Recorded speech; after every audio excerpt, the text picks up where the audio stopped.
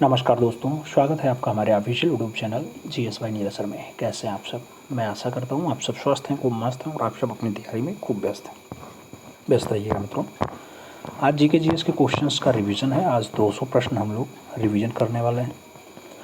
तो multiple choice questions रहने वाला है। हो सके तो OMR शीट अपने साथ रखिएगा, OMR पे आपको ज़्यादा मज़ा आएगा। गोला भरते हुए चलेंगे। आप भी जानते हैं कि आपकी परीक्षाओं में मल्टीपल चॉइस क्वेश्चन ही पूछने की परंपरा रही है। मित्रों, आइए देर न करते हुए क्लास की तरफ चलते हैं।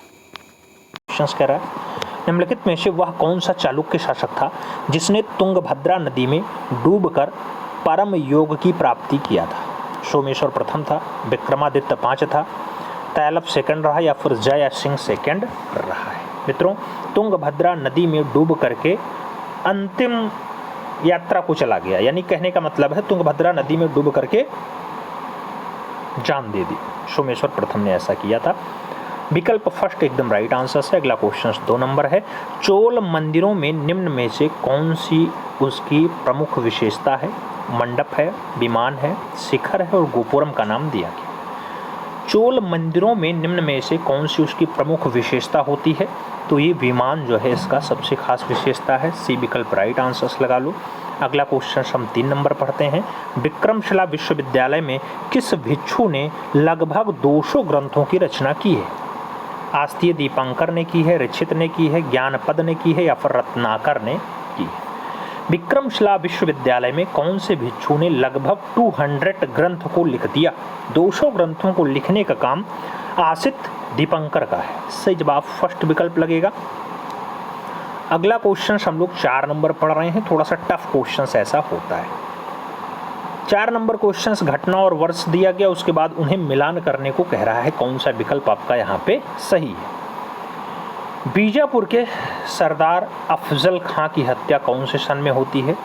तो 1659 ईस्वी में होती है। शिवाजी द्वारा दक्कन के मुगल सूबेदार की अगर बात आती है, 1663 का सन होता है। शाइस्ता खान पे हमला जो किया जाता है। सूरत की पहली लूट की अगर बात आती है तो 1664 में सूरत में पहली लूट होती है और सूरत की दूसरी लूट 1670 के आसपास होती है। तो जो है 4 नंबर पे सी विकल्प लिखा हो वही सही जवाब है। 4 नंबर पे सी विकल्प केवल और केवल सी विकल्प में है। आप राइट आंसर सी के साथ चुन लो। अगला क्वेश्चन हम लोग 5 नंबर पढ़ लें। आपसे कह रहा है, दोहरे गुम्मद वाला भारत का पहला मकबरा कौन सा है? हुमायूं का मकबरा, बाबर का मकबरा, शेरशाह का मकबरा या फिर बुलंद दरवाजा? दोहरे गुम्मद वाला भारत का पहला मकबरा कौन सा? तो दोहरे गुम्मद वाला भारत का पहला मकबरा जो है वो हुमायूं का मकबरा है। फर्स्ट विकल्प राइट आंसर जाएगा। अगला क्वेश्चन 6 नंबर पढ़ा जाएगा। दिल्ली सल्तनत काल में मजलिस ए खलवत का अर्थ मंत्री परिषद होता था, जिसमें कौन शामिल नहीं था? दीवान ए इंसा, शाद्र उर सुदूर, आरिस ए मुमामिल और वजीर का नाम दिया। दिल्ली सल्तनत काल में मजलिस ए खलवत का जो अर्थ होता है मंत्री परिषद होता है, और इस मंत्री परिषद में कौन शामिल नहीं होता है? तो साद्र उस सुदूर शामिल नहीं होता है। विकल्प सी के साथ आप परफेक्ट आंसर चुन सकते हैं। अगला क्वेश्चन अपना 7 नंबर आएगा। बहुत प्यारा प्रश्न है। चरक संहिता कितने अध्यायों और खंडों में विभाजित है? 120 अध्याय और 8 खंड हैं, 80 अध्याय और 7 खंड हैं, 100 अध्याय और 5 खंड हैं या फिर 60 अध्याय और 6 खंड? चरक संहिता की बात होती है तो चरक संहिता कितने अध्याय और खंडों में बांटा गया है? 120 अध्याय और 8 खंड में विभाजित है। विकल्प फर्स्ट के साथ राइट आंसर जाएगा। 8 नंबर क्वेश्चन आएगा। भील सेवा मंडल की स्थापना किसके द्वारा की गई थी? गुरु गोविंद सिंह के द्वारा, गुरु सेन सान्याल के द्वारा, A.B. ठक्कर के द्वारा या फिर A और B दोनों के द्वारा? भील सेवा मंडल की जो स्थापना है मित्रों वो की जाती है A.B. ठक्कर के द्वारा। A.B. ठक्कर, तो बी विकल्प अपना राइट आंसर जाएगा। अगला क्वेश्चन हम लोग 9 नंबर पढ़ रहे हैं। फिर से आपसे वही कूट वाला क्वेश्चन पूछा गया। निम्नलिखित कथनों पर विचार कीजिए और उपरोक्त कथन के अनुसार आप सत्य कथन को पहचानना है। अगर हम पढ़ते हैं कथन को तो कहा जा रहा है 1857 विद्रोह के समय ब्रिटेन का जो प्रधानमंत्री था पामस्टन था। हाँ था। 1857 विद्रोह के समय भारत का गवर्नर जनरल कैनिंग रहा है। हाँ ये भी रहा है। 1857 विद्रोह के समय युद्ध संवाददाता W.S. रसूल था। ऐसा भी था। कौन सा सही है? तो डी विकल्प सही है, 1 2 3 सब सही है, D is the right answer चुन लो। अगला क्वेश्चन हम लोग 10 नंबर पढ़ते हैं। सारे जहां से अच्छा पुस्तक किसके द्वारा लिखा गया है? लता मंगेशकर ने लिखा, रविन्द्रनाथ टैगोर ने लिखा, बंकिम चंद्र चटर्जी ने लिखा, या फिर मोहम्मद इकबाल के द्वारा लिखा गया। सारे जहां से अच्छा हिंदोस्तां हमारा, हम बुलबुलें हैं इसकी, ये गुलसिता हमारा, मोहम्मद इकबाल की रचना है। विकल्प डी के साथ जाएगा। अगला क्वेश्चन 11 नंबर आता है। किसने कहा था कि साक्षरता अपने आप में शिक्षा नहीं है? जवाहरलाल नेहरू ने कहा, महात्मा गांधी ने कहा, बी आर अम्बेडकर ने कहा, या फिर गोपाल कृष्ण गोखले ने कहा। साक्षरता अपने आप में शिक्षा नहीं है मित्रों, ऐसा कथन जो है बापू ने कहा था, महात्मा गांधी ने कहा था। सी विकल्प अपना राइट आंसर जाएगा। 12 नंबर क्वेश्चन पे चलते हैं। सीधी कार्यवाही दिवस, डायरेक्ट एक्शन डे की घोषणा किसने की थी? मोहम्मद अली जिन्ना ने, जयप्रकाश नारायण ने, महात्मा गांधी ने, या फिर सुभाष चंद्र बोस ने। सीधी कार्यवाही दिवस की अगर बात आती है तो सीधी कार्यवाही दिवस की अगर बात करें, मोहम्मद अली जिन्ना ने इसकी घोषणा की थी। फर्स्ट विकल्प आपका राइट आंसर होगा। 13 नंबर क्वेश्चन अपने स्क्रीन पे ये रहा। 13 नंबर क्वेश्चन क्या कह रहा है? भारत छोड़ो आंदोलन के दौरान उत्पन्न दंगे किस क्षेत्र में सर्वाधिक व्यापक स्तर पे हुए थे? संयुक्त प्रांत में, मद्रास में, बिहार में, या फिर गुजरात में? भारत छोड़ो आंदोलन के दौरान उत्पन्न जो दंगे हुए हैं मैक्सिमम कौन से क्षेत्र में हुए? तो व्यापक स्तर की अगर बात आती है, संयुक्त प्रांत में ज़्यादा हुआ, यानी उत्तर प्रदेश वाला बेल्ट। उस टाइम उत्तर प्रदेश और ये वाला हिस्सा एक ही था बिहार लेकर के, ठीक है। तो सही जवाब फर्स्ट के साथ चुन लो। अगला क्वेश्चन 14 नंबर देखा जाए। 14 नंबर प्रश्न कह रहा है, महात्मा गांधी की पुस्तक हिंद स्वराज किस वर्ष लिखी गई? 1909 में, 1919 में, 1915 में, या फिर 1922 में? महात्मा गांधी की पुस्तक हिंद स्वराज लिखने की अगर बात आती है 1909 यानी 1909 सही जवाब है। First is the right answer है। 15 नंबर क्वेश्चन पे चलें। भारतीय दंड संहिता जो 1860 में अधिनियमित हुई का मसौदा तैयार करने वाले आयोग की अध्यक्षता किसने की थी? कैनिंग ने की, ब्लेंटिंग ने की, लॉरेंस ने की, या फिर मैकॉले ने की है? भारतीय दंड संहिता जो 1860 में अधिनियमित हुई थी, इसका मसौदा किसने तैयार किया था? मैकाले ने तैयार किया था मित्रों। राइट आंसर डी के साथ जाएगा। अगला क्वेश्चन हम लोग 16 नंबर पढ़ रहे हैं। प्रश्न संख्या 16 क्या कह रहा है? भारतीय संविधान ने केंद्र सरकार की अधिशासी शक्तियों को किसमें निहित किया है? भारत के राष्ट्रपति, केंद्रीय मंत्रिमंडल, भारत के प्रधानमंत्री, या फिर राज्यपाल? भारतीय संविधान ने केंद्र सरकार की अधिशासी शक्तियों को किसमें निहित किया मित्रों? केंद्र सरकार की जो शक्तियां हैं वो भारत के राष्ट्रपति में निहित कर दी है। विकल्प फर्स्ट के साथ जाएगा। अगला क्वेश्चन 17 नंबर अपनी स्क्रीन पे ये रहा। भारत के संविधान में अंतर्राष्ट्रीय शांति और सुरक्षा के संवर्धन का उल्लेख कहाँ किया गया है? भारत की प्रस्तावना में, राज्य के नीति निर्देशक सिद्धांत में, मूल कर्तव्य में, या फिर 9वीं अनुसूची में? भारत के संविधान में अंतर्राष्ट्रीय शांति एवं सुरक्षा के संवर्धन का जो उल्लेख है मित्रों वो राज्य के नीति निर्देशक सिद्धांत में है। विकल्प बी के साथ राइट आंसर जाएगा। अगला क्वेश्चन 18 नंबर आ रहा है। कह रहा है, सुंगुल समिति की नियुक्ति प्रधानमंत्री द्वारा क्यों की गई थी? जन लोकपाल विधेयक मसौदा तैयार करने के लिए की गई थी क्या? नहीं। राष्ट्रमंडल खेलों के जो संचालन है उसमें भ्रष्टाचार के आरोपों को जो है खोजने का या छानबीन करने के लिए किया गया था? ऐसा भी नहीं है, ऐसा भी नहीं है। राष्ट्रमंडल खेल के संचालन में जो भ्रष्टाचार हुआ था उसी के आरोप को तय करना, उसी के छानबीन के लिए जो है सुंगुल समिति आयोजित हुई थी और प्रधानमंत्री के द्वारा की गई थी। तो विकल्प आपका बी के साथ ही जाएगा। B is the right answer सुन लो। अगला क्वेश्चन 19 नंबर पढ़ा जाए। प्रश्न संख्या 19। एक साधारण विधेयक पे संसद के दोनों सदनों की सम्मिलित बैठक में मतदान हो सकता है यदि एक सदन ने उसे बिना पारित किए अपने पास कितने माह तक रख सकता है? मान लो राज्यसभा लोकसभा में कोई जो है बिल है जिस पे साधारण विधेयक था और उस पर बात चल रही थी, एक संसद का कोई भी सत्र अपने पास रख ले तो कितना दिन तक वो अपने पास रख सकता है? 4 महीना, 6 महीना, 5 महीना, या फिर 9 महीना? मित्रों आप भी जानते हैं 6 माह से ज़्यादा नहीं रोक सकता। तो विकल्प आपका सी के साथ जाएगा। सी इज द राइट आंसर सुन लो। अगला क्वेश्चन 20 नंबर आएगा। जनहित याचिका किसके द्वारा अभियोजित की जा सकती है? कोई भी व्यक्ति द्वारा, कोई भी अधिवक्ता द्वारा, कोई भी मान्य नेता द्वारा, या फिर कोई ऐसा व्यक्ति जिसके आधार का अतिक्रमण हुआ हो। जनहित याचिका किसके द्वारा अभियोजित की जा सकती है? तो जनहित याचिका कोई भी व्यक्ति द्वारा अभियोजित की जा सकती है। विकल्प फर्स्ट के साथ राइट आंसर सुन लो। अगला क्वेश्चन 21 आता है। आपसे पूछा गया पंचायती राज संस्थाओं में अनुसूचित जाति और जनजाति के आरक्षण की जो व्यवस्था है किस अनुच्छेद में की गई? 243 बी में, 243 सी में, 243 डी में या फिर 243 जी में पंचायती राज संस्थाओं में अनुसूचित जाति और जनजाति के जो आरक्षण की व्यवस्था है मित्रों, ये हुई है 243 डी में, 243 डी में। सही जवाब वी के साथ चुनो, V is the right answer बैठेगा। अगला क्वेश्चन 22 नंबर आता है, आपसे पूछा गया पृथ्वी में आंतरिक भाग में किस चट्टान का निर्माण अधिक ऊष्मा और दबाव के कारण होता है? आग्नेय चट्टान है, अवसादी चट्टान है, ज्वालामुखी चट्टान है या फिर कायांतरित चट्टान है? पृथ्वी के आंतरिक भाग में कौन से चट्टान के निर्माण से ऊष्मा और दबाव ज़्यादा होता है मित्रों? तो कायांतरित चट्टान में ऐसा होता है। डी विकल्प अपना सही जवाब जाएगा। 23 नंबर क्वेश्चन पे चल रहे हैं। पूछा जा रहा है मित्रों, भारत में कौन से महीने वापसी मानसून यानी लौटता हुआ मानसून के कारण जाना जाता है? अक्टूबर और नवंबर का महीना, मई और जून का महीना, जनवरी और फरवरी का महीना या फिर फरवरी और मार्च का महीना? कौन सा महीना वापसी मानसून के लिए जाना जाता है? वापसी मानसून की अगर बात आती है मित्रों तो अक्टूबर और नवंबर का महीना है। फर्स्ट विकल्प राइट आंसर जाएगा। 24 नंबर क्वेश्चन अपने स्क्रीन पे आ चुका है। पीर पंजाल श्रेणी अवस्थित है लघु हिमालय में, ट्रांस हिमालय में, बृहद हिमालय में या फिर असम हिमालय में? पीर पंजाल श्रेणी की अगर बात आए तो पीर पंजाल लघु हिमालय में अवस्थित है, विकल्प फर्स्ट के साथ जाएगा। 25 नंबर क्वेश्चन पे हम चलेंगे। पूछ लिया गया आम्र वर्षा एक शब्द है जिसका उपयोग डाटा डाट के लिए किया जाता है? मानसूनोत्तर वर्ष में, मानसून पूर्व वर्ष में, शीतकालीन वर्षा में या फिर मानसून वर्षा में? आपसे पूछा गया अम्र वर्षा। अम्र वर्षा एक शब्द है जिसका उपयोग काहे के लिए किया जाता है? मानसून पूर्व वर्षा में, मानसून से पहले जो वर्षा हो जाती है। विकल्प सी के साथ राइट आंसर चुनो। अगला क्वेश्चन 26 नंबर पे चलते हैं।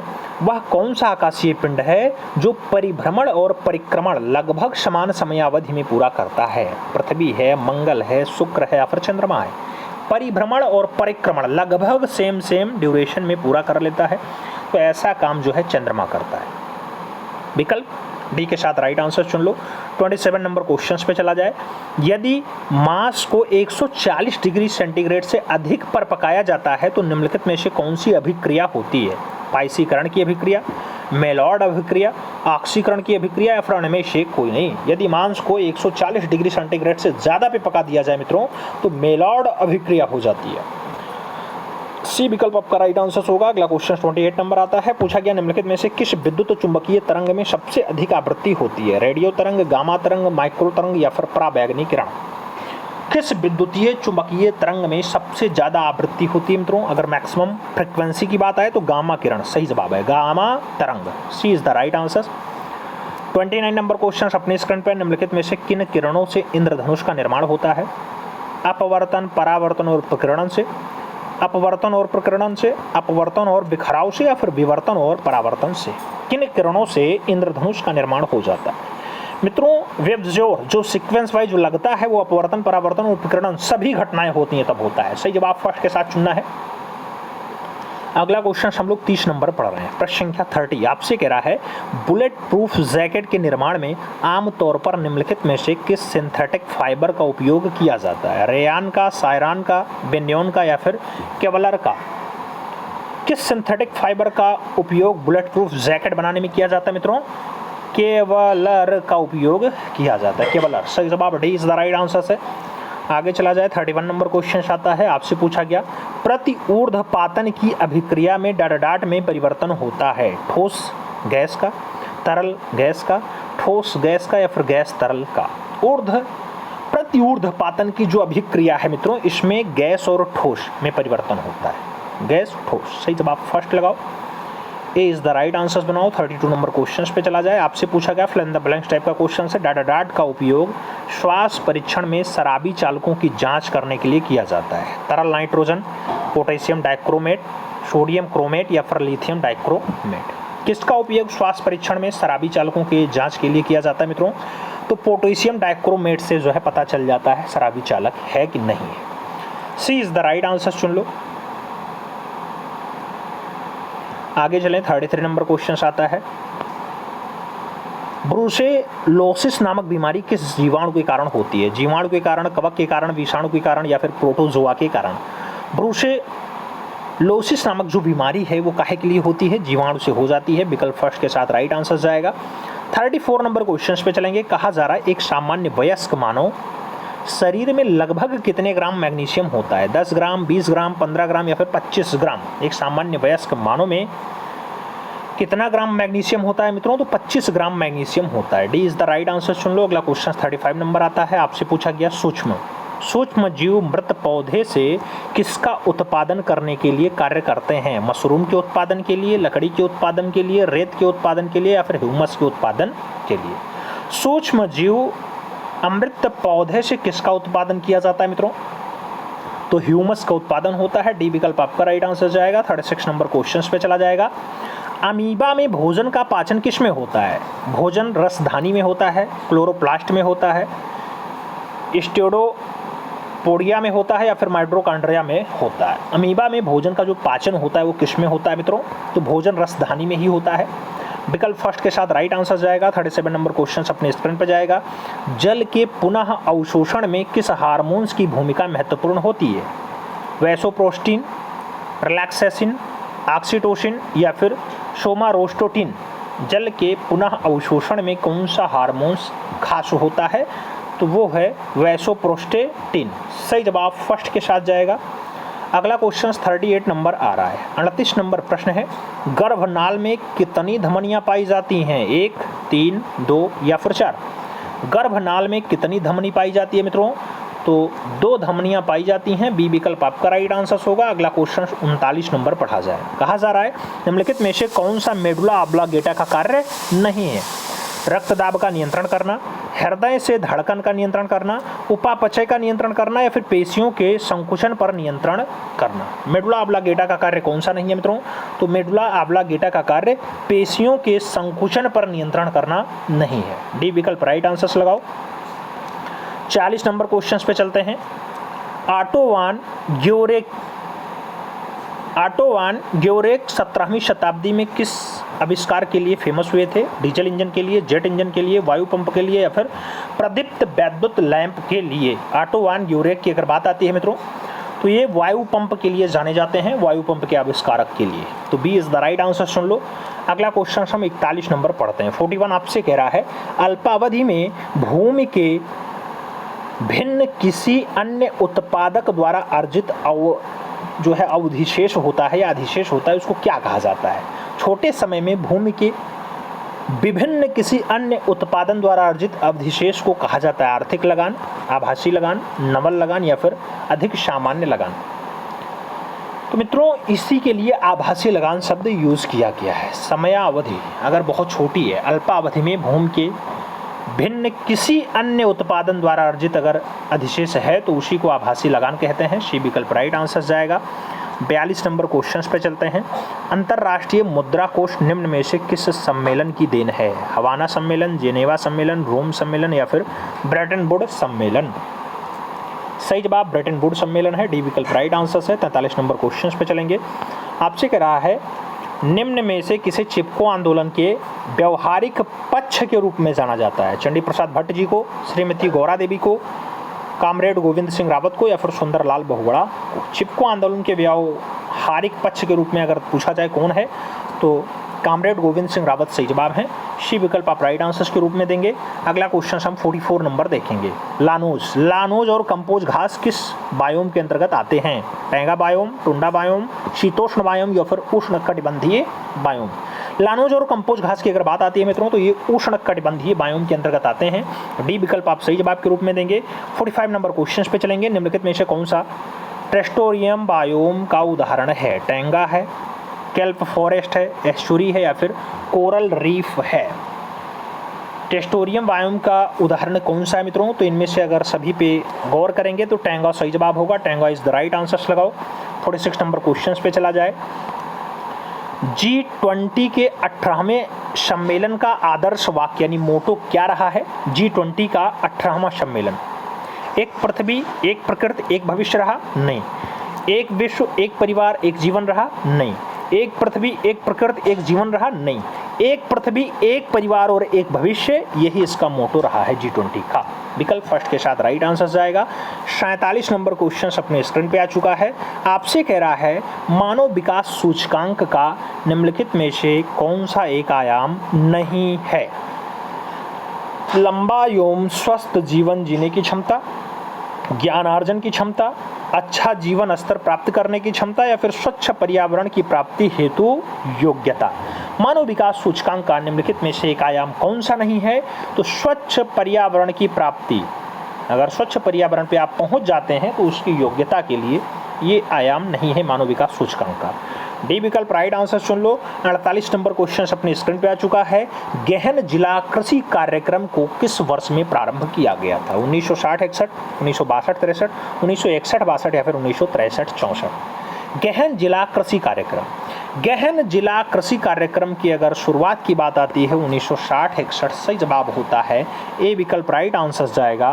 49 नंबर क्वेश्चंस पे चलेंगे। क्षेत्रीय ग्रामीण बैंक की कुल पूंजी में राज्य सरकार का हिस्सा है 50%, 30%, 15% या फिर 35%। क्षेत्रीय ग्रामीण बैंक की कुल पूंजी में राज्य सरकार का जो हिस्सा है मित्रों 15% है। बी विकल्प राइट आंसर जाएगा। 50 नंबर क्वेश्चन अपने स्क्रीन पे आ चुका है। पूछा जा रहा है निम्नलिखित में से कौन सा संरक्षित क्षेत्र कावेरी बेसिन में स्थित है? कावेरी बेसिन में नीचे दिए गए कोड का प्रयोग करके सही उत्तर चुन लीजिए। कावेरी बेसिन में कौन कौन है? नागरहोल राष्ट्रीय उद्यान हाँ है, पापीकोंडा राष्ट्रीय उद्यान ये नहीं है, सत्यमंगलम बाघ आरक्षित क्षेत्र ये भी है और वायनाड अडकल वन्यजीव अभ्यारण्य ये भी है। तो 1, 3, 4 है, यानी सी विकल्प आपका यहाँ पे सही जवाब बैठ रहा है। तो सी इज द राइट आंसर चुन लो। अब बताने की बारी इन पे है। पंजाब के विलय के संबंध में निम्नलिखित में से कौन सा कथन असत्य है यानी गलत है? 4 विकल्प दिया गया। 29 मार्च 1849 को गवर्नर जनरल की ओर से घोषणा हुई कि पंजाब राज्य समाप्त हो गया है, ऐसा हुआ था? बिल्कुल हुआ था, तो ये गलत नहीं। महाराजा दिलीप सिंह के सभी प्रदेश भारतीय ब्रिटिश साम्राज्य का हिस्सा बन गए थे, बिल्कुल हुआ था। दिलीप सिंह को 2.5 लाख यानी 2,50,000 वार्षिक पेंशन दी गई थी, बस यही गलत है। तो आप सी विकल्प राइट आंसर दें, उपरोक्त में से कोई नहीं। सी विकल्प सही जवाब बना लें। आगे चला जाए। 2 नंबर क्वेश्चन अपने स्क्रीन पे आता है। आपसे कह रहा है किस वर्ष में भारतीय राष्ट्रीय कांग्रेस की कार्यवाही में महिलाओं ने भाग लेना प्रारंभ कर दिया था? 1885 से, 1900 ईस्वी से, 1889 ईस्वी से या फिर 1917 ईस्वी से? भारतीय राष्ट्रीय कांग्रेस की कार्यवाही में महिलाओं के भाग लेने की शुरुआत की बात आए मित्रों तो 1889 से स्टार्टिंग होती है। विकल्प आपका बी के साथ जाता है। B is the right answer चुनो। अगला क्वेश्चन हम लोग 3 नंबर पढ़ेंगे। निम्नलिखित में से कौन सा आधुनिक भारतीय इतिहास में घटनाओं के सही काल क्रमानुसार क्रम को इंगित कर रहा है? 4 विकल्प दिए हैं। काल के क्रमानुसार बताओ। मार्लो मिंटो सुधार होगा, फिर गांधी अरविंद समझौता होगा, फिर अगस्त प्रस्ताव होगा, फिर जलियांवाला बाग त्रासदी होगी। दूसरा वाला विकल्प दिया गया जो है अगस्त प्रस्ताव होगा, फिर मार्लो मिंटो सुधार होगा, फिर जलियांवाला बाग त्रासदी होगी, उसके बाद गांधी अरविंद समझौता होगा। तीसरा विकल्प कहला मार्लो मिंटो सुधार पहले होगा, उसके बाद जलियांवाला बाग त्रासदी होगी, उसके बाद गांधी का अरविंद के साथ समझौता होगा, उसके बाद अगस्त प्रस्ताव होगा। चौथा विकल्प दे रहा है जलियांवाला बाग त्रासदी, उसके बाद गांधी अरविंद समझौता हो गया, उसके बाद अगस्त प्रस्ताव हो गया, उसके बाद मार्लो मिंटो सुधार अधिनियम आया। मित्रों सभी पर अगर गौर करते हो तो मार्लो मिंटो पहले आएगा, फिर जलियांवाला बाग त्रासदी होगी, उसके बाद गांधी अरविंद समझौता होगा, उसके बाद अगस्त प्रस्ताव सबसे लास्ट में आएगा। तो विकल्प अपना जो जाएगा वो सी के साथ जाएगा। सी इज द राइट आंसर चुन लो। अगला क्वेश्चन हम लोग 4 नंबर पढ़ते हैं। पूछ लिया गया भारत छोड़ो प्रस्ताव की निम्नलिखित में से किसने अनुशंसा की थी? सरदार वल्लभ भाई पटेल ने, जे बी कृपलानी ने, अबुल कलाम आज़ाद ने या फिर जवाहरलाल नेहरू ने? भारत छोड़ो प्रस्ताव की निम्नलिखित में से किसने अनुशंसा की थी? मित्रों अनुशंसा की अगर बात आती है पंडित जवाहरलाल नेहरू ने की थी। सही जवाब डी के साथ लगा लो। 5 नंबर क्वेश्चन हम लोग पढ़ते हैं। किस स्वतंत्रता संग्राम सेनानी ने लाठी और अखाड़ा क्लब की स्थापना की? चंद्रशेखर आजाद ने, मास्टर सूर्य सेन ने, सचिंद्र नाथ सान्याल ने और बाल गंगाधर तिलक का नाम दिया गया। लाठी और अखाड़ा क्लब स्टैब्लिश करने का काम किसका रहा मित्रों? तो लाठी और अखाड़ा क्लब को स्टैब्लिश करने का काम बाल गंगाधर तिलक का रहा है। विकल्प डी के साथ जाएगा। अगला क्वेश्चन हम लोग 6 नंबर पढ़ेंगे। पूछ लिया गया 1942 में भारत छोड़ो आंदोलन के दौरान शहीद हुई किस महिला को बूढ़ी गांधी कहा जाता है? वीणा चटर्जी हैं, मातंगिनी हाजरा हैं, उषा मेहता हैं और लक्ष्मी सहगल का नाम दिया गया। बूढ़ी गांधी के बारे में, भारत छोड़ो आंदोलन के दौरान शहीद हुई थी महिला बूढ़ी गांधी के रूप में जिनका नाम आता है वो मातंगिनी हाजरा हैं। सही जवाब इसी के साथ लगाओ। 7 नंबर क्वेश्चन पढ़ा जाए। कहा जा रहा है दीनबंधु सार्वजनिक सभा की स्थापना किसके द्वारा की गई थी? बी आर अम्बेडकर के द्वारा, ज्योतिबा फुले के द्वारा, गोपाल कृष्ण गोखले के द्वारा या फिर इनमें से कोई नहीं? दीनबंधु सार्वजनिक सभा की जो स्थापना है किसके द्वारा की गई? तो दीनबंधु सार्वजनिक सभा को स्थापित करने का काम ज्योतिबा फुले का है। विकल्प अपना सी के साथ जाएगा। 8 नंबर क्वेश्चन, बहुत प्यारा क्वेश्चन। सैयद वंश के सुल्तानों को सही कालक्रमानुसार क्या है? सही विकल्प दीजिए। कूट का प्रयोग कर सकते हैं उत्तर चयन के लिए। अगर हम लोग बात करें सैयद वंश, तो आप भी जानते हैं सैयद वंश खिज्र खां पहले आएगा, उसके बाद मुबारक शाह आएगा। तो खिज्र खां, उसके बाद मुबारक शाह के बाद आएगा मोहम्मद शाह, उसके बाद अलाउद्दीन आलम शाह। तो 4 नंबर पे अलाउद्दीन आलम शाह रहेगा और मुबारक शाह दूसरे नंबर पे रहेगा। सी विकल्प में आपका परफेक्ट आंसर स्कूट बैठ रहा है। सी इज द राइट आंसर, चुनो। अगला क्वेश्चन 9 नंबर आपसे कह रहा है, रुद्रमा के संदर्भ में निम्नलिखित कथनों पर विचार कीजिए और उसके बारे में सही कथन चुनिए। विकल्प दिए गए हैं और उसमें आपको बताना है कौन सा सही है। रुद्रमा के बारे में, रुद्रमा वारंगल की काकतीय वंश की चौथी स्वतंत्र शासिका थी, बिल्कुल थी। उसने दक्षिण तमिलनाडु के पांड्य, उड़ीसा के पूर्वी गंग शासक और देवगिरी के शैव शासकों को पराजित किया, ऐसा बिल्कुल नहीं किया था। तो राइट आंसर कौन सा होगा विकल्प में? केवल एक, इसलिए ए विकल्प आप सही जवाब के रूप में चुन सकते हैं। आगे चलें, 10 नंबर क्वेश्चन आता है, बहुत प्यारा प्रश्न है। मध्ययुगीन भारत के संदर्भ में SARAIS शब्द का अर्थ है धार्मिक स्थानों को दी गई भूमि जो कर मुक्त थी। दूसरा, किसानों पर लगाए गए कर का प्रकार है। तीसरा, एक स्थान जिसका उद्देश्य भारतीय और विदेशी यात्रियों, तीर्थयात्रियों, व्यापारियों आदि को अस्थायी आवास प्रदान करता है। और चौथा है उपरोक्त में से कोई नहीं। विकल्पों पर अगर गौर किया जाए तो मध्ययुगीन भारत के संदर्भ में SARAIS शब्द का जो अर्थ होगा, एक स्थान जिसका उद्देश्य भारतीय और विदेशी यात्री, तीर्थयात्री, व्यापारी आदि को अस्थायी आवास प्रदान करना था। तो सी विकल्प अपना राइट आंसर जाएगा। अगला क्वेश्चन हम लोग 11 नंबर पढ़ेंगे। निम्नलिखित कथनों पर विचार कीजिए। 2 विकल्प दिए गए हैं, फिर नीचे कूट में आंसर्स दिया गया, कौन सा कथन आपका सत्य बताया जा रहा है। विकल्पों पर अगर गौर करते हैं तो इल्तुतमिश ने सजदा यानी दंडवत और पौबास यानी सम्राट के पैरों को चूमना की प्रथा राजा के प्रति सामान्य अभिवादन दर्शाने के रूप में आरंभ किया था, ऐसा बिल्कुल नहीं था। बलबन ने चांदी का टका और तांबे का जीतल मुद्रा के रूप में प्रचलित किया, ऐसा भी नहीं था। तो कौन सा कथन सही है? ना ही एक ना ही दो। सही जवाब डी के साथ लगाओ, D is the right answer बनाओ और आगे चला जाए। 12 नंबर क्वेश्चन अपनी स्क्रीन पे है। निम्नलिखित में से कौन सा गुप्तकालीन प्रशासक विभाजन का सही अनुक्रम है? विकल्पों पर गौर करें। विकल्प कह रहा है भुक्ति विषय बीथी ग्राम, दूसरा दिया गया है विषय भुक्ति बीथी ग्राम, तीसरा दिया गया बीथी भुक्ति विषय ग्राम और चौथा दिया गया भुक्ति विषय ग्राम बीथी। मित्रों, अगर आप देखोगे गुप्त काल का प्रशासनिक विभाजन कैसा रहा, तो सबसे पहले जो आता है वो भुक्ति आता है, उसके बाद विषय आता है, उसके बाद बीथी आता है, फिर ग्राम का निर्माण होता है। तो विकल्प जो बैठेगा वो फर्स्ट के साथ बैठेगा, ए इज द राइट आंसर चुना जाएगा। अगला क्वेश्चन हम लोग 13 नंबर पढ़ते हैं। 13 नंबर प्रश्न कह रहा है, निम्नलिखित में से कौन सा मंदिर वास्तुकला की वेसर शैली का उदाहरण है? होयसलेश्वर मंदिर, श्री राम मंदिर अयोध्या, कंदरैया महादेव मंदिर या फिर उपरोक्त में से कोई नहीं। वेसर शैली का उदाहरण इसमें से कौन सा है? तो होयसलेश्वर मंदिर आपका वेसर शैली का उदाहरण है। विकल्प आप फर्स्ट के साथ चुन लो, ए इज द राइट आंसर बना लो। 14 नंबर क्वेश्चन पे चला जाए। प्राचीन भारत के इतिहास के संदर्भ में भवभूति, हस्तमल और छौमेश्वर क्यों प्रसिद्ध थे? नाटककार के रूप में, जैन संत के रूप में, दार्शनिक के रूप में या फिर मंदिर वास्तुकार के रूप में? इनकी अगर प्रसिद्धि की बात आती है तो आप भी जानते हैं भवभूति हैं, हस्तमल हैं और छौमेश्वर हैं, ये सब नाटककार के रूप में फेमस रहे। तो विकल्प नाटककार के रूप में बैठेगा, first is the right answer हो जाएगा। अगला क्वेश्चन 15 नंबर अपनी स्क्रीन पे ये रहा। भारतीय संविधान की प्रस्तावना में उल्लेखित सही क्रम कौन सा है? समाजवादी, पंथ निरपेक्ष, संपूर्ण प्रभुत्व संपन्न और लोकतंत्रात्मक है। दूसरा विकल्प दिया गया संपूर्ण प्रभुत्व संपन्न, समाजवादी, पंथ निरपेक्ष, लोकतांत्रिक है। तीसरा दिया गया पंथ निरपेक्ष, समाजवादी, संपूर्ण प्रभुत्व संपन्न फिर लोकतांत्रिक है। चौथा दिया गया संपूर्ण प्रभुत्व संपन्न, पंथ निरपेक्ष, समाजवादी और लोकतांत्रिक है। तो हम भारत के लोग भारत को संपूर्ण प्रभुत्व संपन्न, समाजवादी, पंथ निरपेक्ष, लोकतांत्रिक, तो सही जवाब आपका जो बैठेगा यहाँ बी के साथ बैठेगा, B is the right answer चुनना पड़ेगा। आगे हम लोग 16 नंबर प्रश्न पे चलते हैं। आपसे पूछ रहा है पंचायती राज के संदर्भ में कौन सा कथन सत्य है, सही है? विकल्पों पर गौर करें। पंचायत समिति और जिला परिषद अध्यक्ष प्रत्यक्ष निर्वाचित सदस्यों से गठित होते हैं, ऐसा बिल्कुल भी नहीं है। पंचायत स्तर चुनाव लड़ने की न्यूनतम आयु 18 वर्ष है। पंचायत स्तर का अगर चुनाव लड़ना है तो मिनिमम 21 वर्ष होनी चाहिए, ये भी सही नहीं है। पंचायती राज संस्थाओं का चुनाव राज्य चुनाव आयोग के पर्यवेक्षण में होता है, हाँ ये बिल्कुल सही है। ये बिल्कुल सही है, तो सी विकल्प आप राइट आंसर चुन लो। 17 नंबर क्वेश्चन पे चला जाए। आपसे कह रहा केंद्र और राज्य के मध्य वैधानिक शक्तियों का बंटवारा किस अनुसूची में वर्णित है? 5वीं अनुसूची, 6वीं अनुसूची, 8वीं अनुसूची या फिर 7वीं अनुसूची?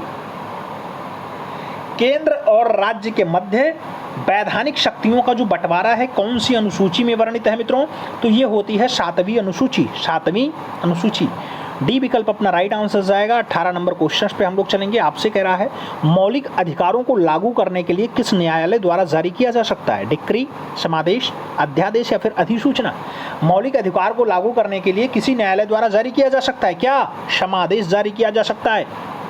विकल्प सी के साथ राइट आंसर बनेगा। अगला क्वेश्चन 19 नंबर पढ़ा जाएगा। पूछा गया प्राकृतिक पर्यावरण की रक्षा किस प्रकार का संवैधानिक अधिकार है? मौलिक कर्तव्य है, नीति निर्देशक तत्व है, मौलिक अधिकार है या फिर प्राकृतिक कर्तव्य है? प्रकृति पर्यावरण की जो रक्षा है किस प्रकार का संवैधानिक अधिकार है मित्रों? तो मौलिक कर्तव्य के हिस्से में ये आता है। विकल्प फर्स्ट के साथ जाएगा। अगला क्वेश्चन हम लोग 20 नंबर पढ़ेंगे। कह रहा है भारत ध्वज संहिता के प्रावधानों के अनुसार भारतीय नियम के मानकों को लागू करने के लिए निम्नलिखित निकायों में से कौन सा प्रभारी है? गृह मंत्रालय, भारतीय मानक ब्यूरो, विदेश मंत्रालय या फिर सुप्रीम कोर्ट?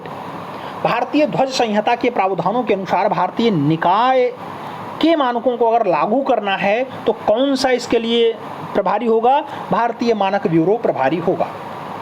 विकल्प सी के साथ राइट आंसर जाएगा। अगला क्वेश्चन 21 नंबर आ रहा है। आपसे कह रहा नीचे दिए गए युग्मों में से कौन सा सही युग्म सुमेलित नहीं है? एक साइड में अनुसंधान संस्थान दिया गया, दूसरी साइड में शहर की सूची दी गई। कौन सा गलत है आपको यही बताना है। शुष्क वन अनुसंधान संस्थान जोधपुर एकदम सही है। हिमालय वन अनुसंधान संस्थान देहरादून बस यही गलत है। बाकी वर्षा अनुसंधान संस्थान जोरहाट है और उष्ण कटिबंधीय वन अनुसंधान संस्थान जबलपुर है ही। तो गलत आपका बी विकल्प है। B is the right answer. सुनो अगला क्वेश्चन हम लोग 22 नंबर पढ़ते हैं। 22 नंबर क्वेश्चन आपसे कह रहा है भारत में कोयला खनन की महत्वपूर्ण घटनाओं पर विचार कीजिए तथा इन्हें सही कालक्रमानुसार व्यवस्थित कीजिए। कूट का उपयोग करते हुए आपको सही उत्तर का चयन करना है। रानीगंज में कोयले का प्रथम उत्पादन, हाँ बिल्कुल हुआ है, ये 1 नंबर पर रहेगा। उसके बाद अगर देखा जाए कोल इंडिया लिमिटेड की स्थापना नहीं होती है। कोयला खदानों का राष्ट्रीयकरण, ऐसा भी नहीं होता है। राष्ट्रीय कोयला विकास निगम की स्थापना हो जाती है, 2 नंबर पे आपका 4 वाला रहेगा। उसके बाद कोयला खदान का राष्ट्रीयकरण हो जाता है 3 नंबर पे, और चौथे नंबर पे कोल इंडिया लिमिटेड की स्थापना हो जाती है। तो 2 नंबर सबसे लास्ट में किसमें है? डी विकल्प में है। राइट आंसर क्या होगा? डी विकल्प होगा। आगे चलते हैं। अगला क्वेश्चन 23 नंबर है। आपसे कह रहा भारत का कौन सा राज्य चूना पत्थर, जिप्सम, नमक और जस्ता के भंडारण के लिए फेमस है? हरियाणा है, गुजरात है, राजस्थान है या फिर पंजाब है? भारत का कौन सा राज्य चूना पत्थर, जिप्सम और नमक के साथ साथ जस्ता भंडारण के लिए जाना जाता है? तो जस्ता भंडारण के लिए राजस्थान जाना जाता है। बी विकल्प राइट आंसर चुनो। अगला क्वेश्चन 24 नंबर आता है। पूछा गया भारत कि 2011 की जनगणना के अनुसार भारत की नगरीय जनसंख्या का परसेंटेज था 30.70%, 31.80%, 31.20% या फिर उपरोक्त में से कोई नहीं। भारत की 2011 की जनगणना के अनुसार भारत की नगरीय जनसंख्या का परसेंटेज कितना रहा मित्रों? तो 31.20% रहा है। बी विकल्प अपना राइट आंसर जाएगा। 25 नंबर क्वेश्चन देखें। नैनो टेक्नोलॉजी का जनक किसे कहा जाता है? लिनस पॉलिंग को, रिचर्ड फेनमैन को, आर्थर वैन बर्न को या फिर निकोला टेस्ला को? नैनो टेक्नोलॉजी का जो फादर है रिचर्ड फेनमैन है, तो विकल्प रिचर्ड फेनमैन के साथ लगाओ। सी विकल्प अपना यहाँ पे राइट आंसर मित्रों बनाओ। आगे चलें। 26 नंबर क्वेश्चन आता है। निम्नलिखित में से रॉकेट किस सिद्धांत पे कार्य करता है? ऊर्जा संरक्षण, रेखीय गति का संरक्षण, बर्नौली प्रमेय या फिर अवोगाद्रो की अवधारणा? रॉकेट कौन से सिद्धांत पे कार्य करता है? रेखीय गति का संरक्षण वाला सिद्धांत इस पे लागू होता है।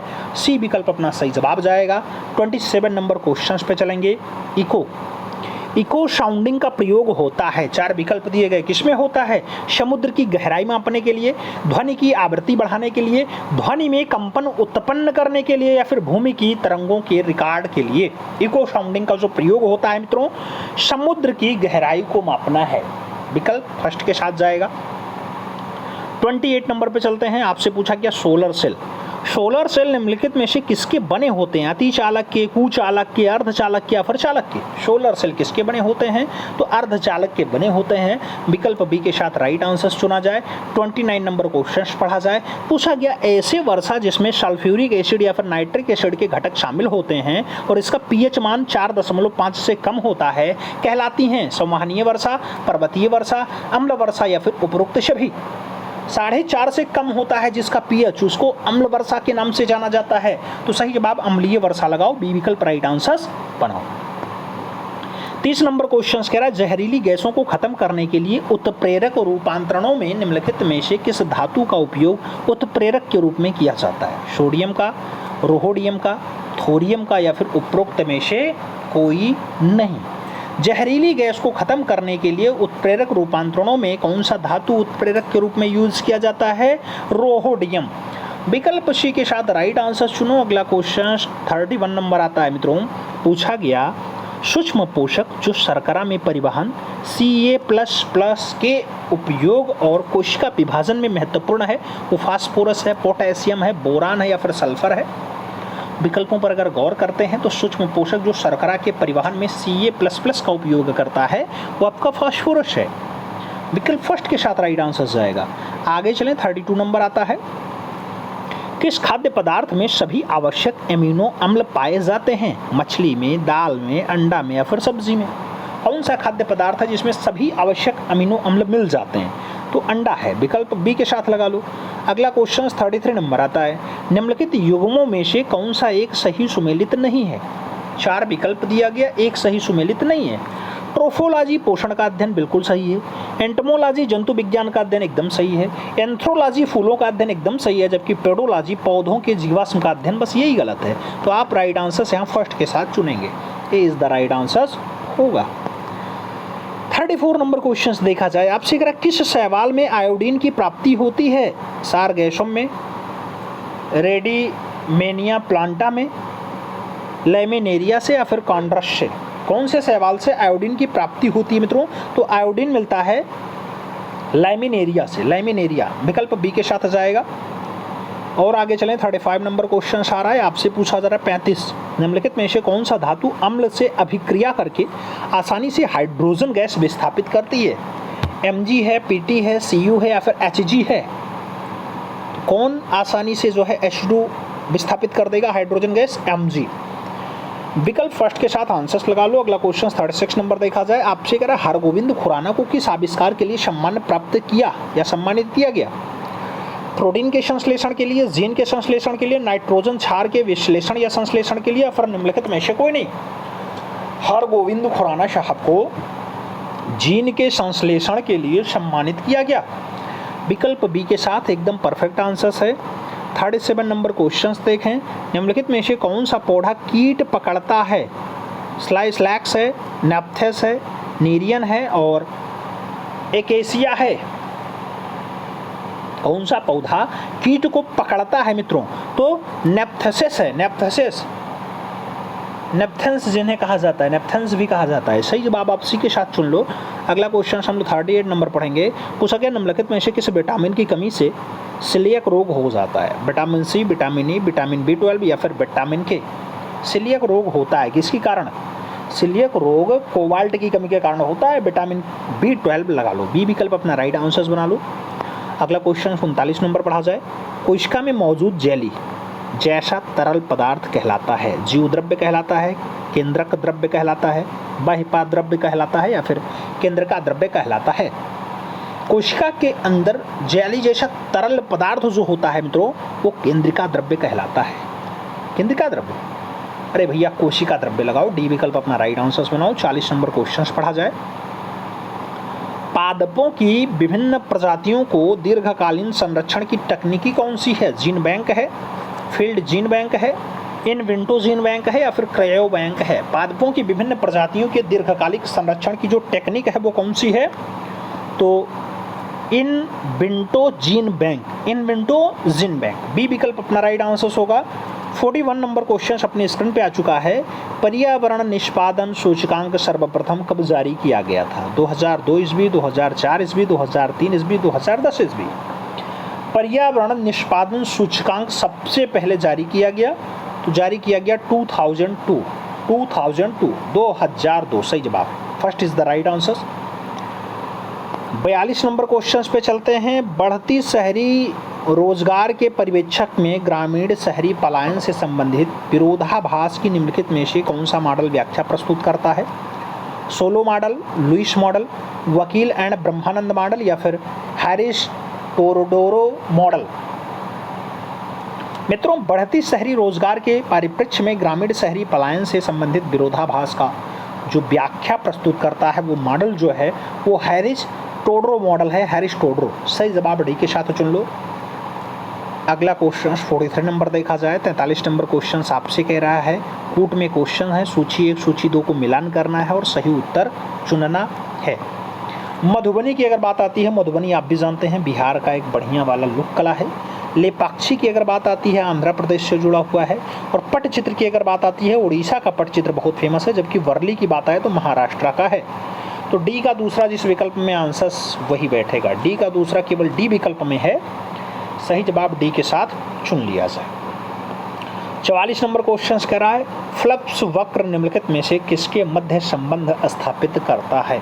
कर और मुद्रास्फीति के मध्य, मुद्रा आपूर्ति और कुल मांग के बीच, मुद्रास्फीति और बेरोजगारी के बीच या फिर उत्पादन का मूल्य और लागत के बीच? फिलिप्स वक्र, फिलिप्स वक्र की अगर बात आती है मित्रों तो मुद्रास्फीति और बेरोजगारी से संबंध को दर्शाता है। विकल्प बी के साथ राइट आंसर होगा। 45 नंबर क्वेश्चन पे चलें। सूची 1 सूची 2 का मिलान करना है। कोयला आधारित बिजली संयंत्र है और कौन से राज्य में लोकेटेड है ये पूछा जा रहा है आपसे। तो आपसे कह रहा है कहलगांव बिजली संयंत्र। ये कहलगांव आपका कहाँ पे है मित्रों? तो ये बिहार प्रांत में है। जबकि खरगोन की अगर बात आती है, खरगोन बिजली संयंत्र मध्य प्रदेश में है। कोरबा की अगर बात आए छत्तीसगढ़ लगा लेना। और कुड़की की अगर बात आती है कर्नाटका का विद्युत संयंत्र है। तो डी का तीसरा कहाँ है? डी का तीसरा 2 जगह पे है, जबकि ए का दूसरा और डी का तीसरा डी विकल्प में दिया गया है। सही जवाब डी के साथ चुना जाएगा। D is the right answers लगाया जाए। 46 नंबर क्वेश्चन से देख लिया जाए। निम्नलिखित जोड़ों में से कौन सा जोड़ा सही सुमेलित नहीं है? 4 जोड़े दिए गए हैं। Adam Smith, wealth of nation सही है। JM Keynes, journal theory of employment, interest and money भी है इनकी पुस्तक। और गुन्नार मॉडल, एशियन ड्रामा बढ़िया पुस्तक है। Halls marks, principle of political economy and taxation, यही गलत जवाब है। तो डी विकल्प आप सही जवाब के रूप में चुन लो, यही सुमेलित नहीं है। D is the right answers लगाओ। 47 नंबर क्वेश्चन पे चला जाए। आपसे कह रहा है AFSPA पहली बार कहाँ लगाया गया? मणिपुर में, पंजाब में, जम्मू कश्मीर में या फिर 7 पूर्वोत्तर राज्य में? AFSPA सबसे पहले कब लगा? तो 7 पूर्वोत्तर राज्य, जिसमें आपका जानते हैं नागालैंड से स्टार्ट होता है और सब आते हैं उसमें, असम से लेकर के नागालैंड, मणिपुर सब उसी में आ जाते हैं। तो 7 पूर्वोत्तर राज्यों में लगा था। डी विकल्प राइट आंसर्स लगाओ। 48 नंबर क्वेश्चंस पे चलते हैं। मोर भारत का राष्ट्रीय पक्षी कब घोषित किया गया? 1959 में, 1965 में, 1961 में या फिर 1963 में? तो मोर भारत का राष्ट्रीय पक्षी होगा, ये घोषणा 1963 में हुई थी, 1963। डी विकल्प राइट आंसर्स बनाओ। 49 नंबर क्वेश्चंस पढ़ा जाए। भारतीय मुद्रा बाजार के अंतर्गत निम्नलिखित में से कौन शामिल नहीं है? सहकारी बैंक, वाणिज्यिक पत्र, भारतीय औद्योगिक विकास बैंक या फिर ट्रेजरी बिल? भारतीय मुद्रा बाजार के अंतर्गत कौन शामिल नहीं है मित्रों? विकल्पों पर गौर करें तो भारतीय औद्योगिक विकास बैंक इसमें शामिल नहीं है। सी विकल्प राइट आंसर होगा। 50 नंबर क्वेश्चंस अपने स्क्रीन पे ये रहा। पोंचमपल्ली किसके लिए फेमस है? नृत्य के लिए, बुनाई के लिए, शराब के लिए या फिर ये सभी? पोंचमपल्ली किसके लिए फेमस है मित्रों? पोंचमपल्ली की अगर बात आए तो बुनाई के लिए ज़्यादा प्रसिद्ध है जा रहा है। पहला क्वेश्चन आपसे कह रहा है रिपब्लिक पार्टी ऑफ इंडिया के संस्थापक निम्न में से कौन थे? सुभाष चंद्र बोस रहे, भगत सिंह रहे, रमेश चंद्र मजूमदार रहे या फिर BR अम्बेडकर रहे? रिपब्लिकन पार्टी ऑफ इंडिया, इसके जो संस्थापक के रूप में जाने जाते हैं भीमराव अंबेडकर साहब जाने जाते हैं। विकल्प आप डी के साथ चुनना। अगला क्वेश्चन 2 नंबर पढ़ा जाए। वर्ष 1920 की खिलाफत कमेटी की सभा जिसमें गांधी के असहयोग आंदोलन के नेतृत्व को संभालने का अनुरोध किया गया था, वह सभा किस शहर में हुई थी? लखनऊ में हुई, इलाहाबाद में हुई, लाहौर में हुई या फिर कराची में हुई है? कहाँ पे हुई मित्रों? तो 1920 में खिलाफत कमेटी की सभा जिसमें गांधी से असहयोग आंदोलन के नेतृत्व को संभालने का अनुरोध किया गया था, ऐसी सभा का आयोजन प्रयागराज में हुआ, यानी इलाहाबाद में हुआ था। विकल्प सी के साथ आंसर चुनो। अगला क्वेश्चन 3 नंबर पढ़ा जाए। पूछा गया निम्नलिखित में से कौन व्यक्ति होम रूल लीग की स्थापना में शामिल नहीं था? Bal Gangadhar Tilak, S Subramaniam Iyer, Annie Besant और एच.एस. ऑलकॉट का नाम आपके सामने है। होम रूल लीग की स्थापना में कौन सदस्य जुड़ा नहीं था? विकल्पों पर आप गौर करेंगे तो ऑलकॉट का नाम आंसर जाएगा। डी विकल्प आपको सही जवाब के रूप में चुनना होगा। और आगे चला जाए, 4 नंबर क्वेश्चन आता है। नोआखली घटना के समय महात्मा गांधी के निजी सचिव कौन रहे? निर्मल कुमार घोष जी, प्यारे लाल जी, महादेव देसाई जी या फिर वल्लभ भाई पटेल जी? नोआखली घटना के टाइम पे महात्मा गांधी के जो निजी सचिव रहे हैं मित्रों, उनका नाम प्यारे लाल होता है, प्यारे लाल। विकल्प सी के साथ जाएगा। अगला क्वेश्चन 5 नंबर पढ़ा जाए। प्यारा प्रश्न है। आपसी करा सविनय अवज्ञा आंदोलन की असफलता के बाद गांधी जी ने महत्व दिया रचनात्मक कार्यक्रम को, अंग्रेजों से समझौते को, हिंसा के सीमित उपयोग को या फिर परंपरागत कार्यक्रम को? सविनय अवज्ञा आंदोलन की असफलता जब हो जाती है उसके बाद गांधी जी किसको महत्व देते हैं मित्रों? तो रचनात्मक कार्यक्रम में सहभागिता करते हैं। तो रचनात्मक कार्यक्रम को महत्व दिया। विकल्प फर्स्ट के साथ जाएगा। अगला क्वेश्चन 6 नंबर आ रहा है। बंकिम चंद्र चटर्जी की रचना कौन सी नहीं है? दुर्गेश नंदिनी नहीं है, पोस्ट मास्टर नहीं है, आनंद मठ नहीं है या फिर देवी चौधरानी नहीं है? बंकिम चंद्र चटर्जी की कौन सी रचना इसमें से नहीं है मित्रों? विकल्पों पर आप गौर फरमाएंगे तो पोस्ट मास्टर रचना जो है इनकी नहीं है। विकल्प आप सी के साथ चुन सकते हैं। अगला क्वेश्चन हम लोग 7 नंबर पढ़ेंगे। वर्ष 1911 में किस सामाजिक कार्यकर्ता ने ब्रिटिश विधान परिषद के समक्ष निःशुल्क और अनिवार्य प्राथमिक शिक्षा का प्रस्ताव रखा था? सत्येंद्र नाथ बोस, दादा भाई नेहरूजी, गोपाल कृष्ण गोखले और फिरोज शाह मेहता का नाम दिया गया। 1911 में किस सामाजिक कार्यकर्ता ने ब्रिटिश विधान परिषद के समक्ष निःशुल्क और अनिवार्य प्राथमिक शिक्षा का प्रस्ताव रखा गया? तो गोपाल कृष्ण गोखले के द्वारा यह प्रस्ताव रखा गया था मित्रों। बी विकल्प आपका सही जवाब जाएगा। आगे हम लोग चलेंगे, 8 नंबर क्वेश्चन आ रहा है। निम्न में से दक्षिण भारत में विजय प्राप्त करने वाला पहला शासक कौन था? अलाउद्दीन खिलजी, औरंगजेब, शेर शाह या फिर बाबर? दक्षिण भारत पर विजय प्राप्त करने वाला जो पहला शासक बनता है, इन विकल्पों में अलाउद्दीन खिलजी का नाम आता है। तो आप राइट आंसर फर्स्ट के साथ चुनना। अपना अगला क्वेश्चन 9 नंबर जा रहा है। निम्नलिखित में से कौन सा व्यक्ति रामपा विद्रोह से संबंधित है? बिरसा मुंडा है, अल्लू लोरी, सीताराम राजू हैं, कुशल कुमार हैं और मंगल पांडे का नाम दिया गया। रामपा विद्रोह की अगर बात आती है मित्रों तो रामपा विद्रोह सीताराम राजू का नाम आता है। विकल्पों में अल्लूरी, सीताराम राजू सही जवाब बैठते हैं। राइट आंसर सी के साथ लगता है। अगला क्वेश्चन 10 नंबर पे चला जाता है। प्रश्न संख्या 10 की बारी आती है। पागल पंथ की स्थापना किसने की थी?